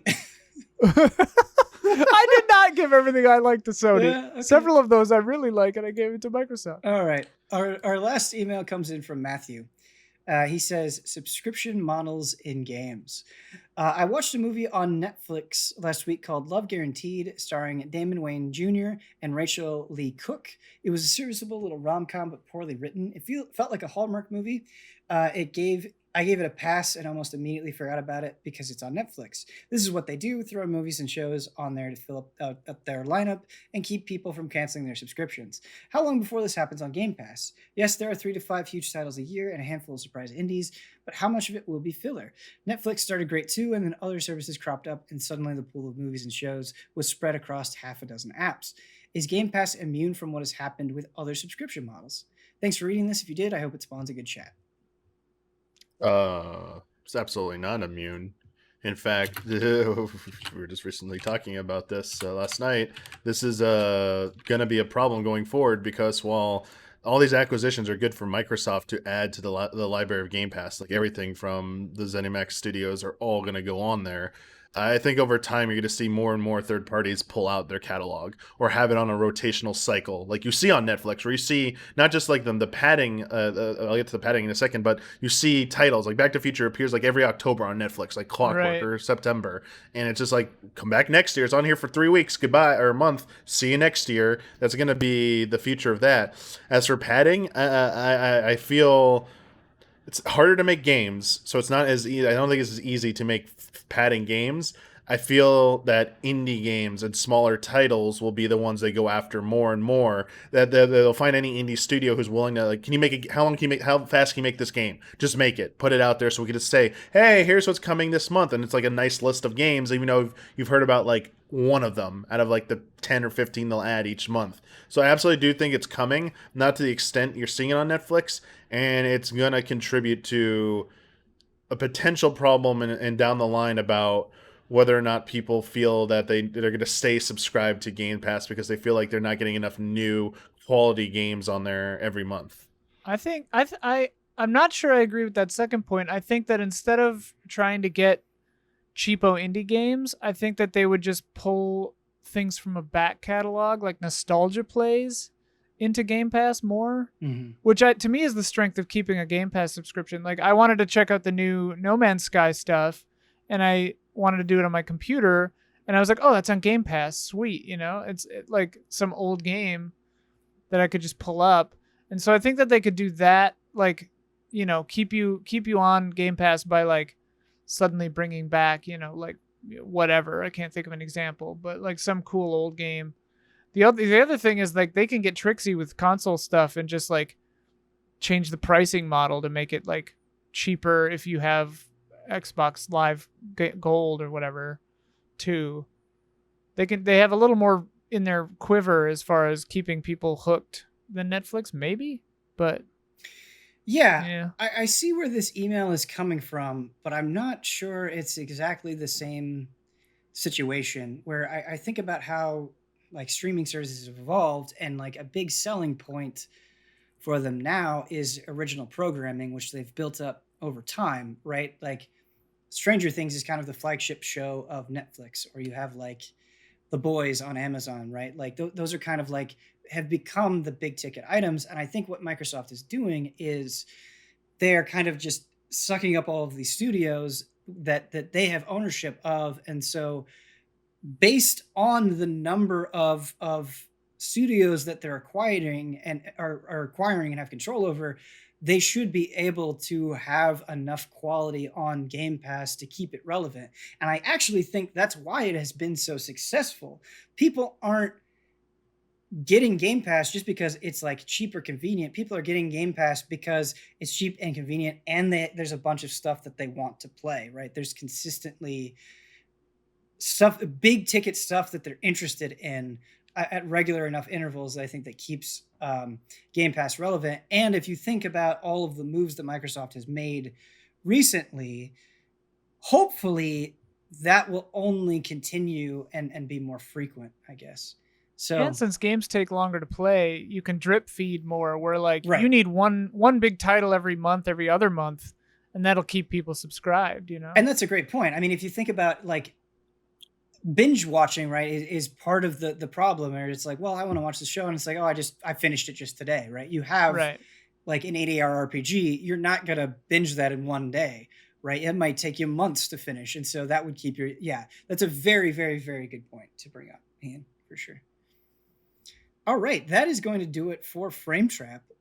Thank you so much to Ian Hink and Michael Damiani. Super fun discussions. If you would like it's good. to send in an email to Frame Trap, the email address is askeasyallies@gmail.com. One more time, that is askeasyallies@gmail.com.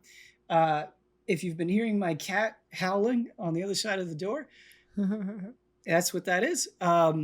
And yeah, thank you again so much to my panelists. Thank you so much for watching. I will put the email address in the description of the video, and it should be hopefully in the description of the podcast as well. Maybe not. But it's on the website now too. Oh, hey, there you go.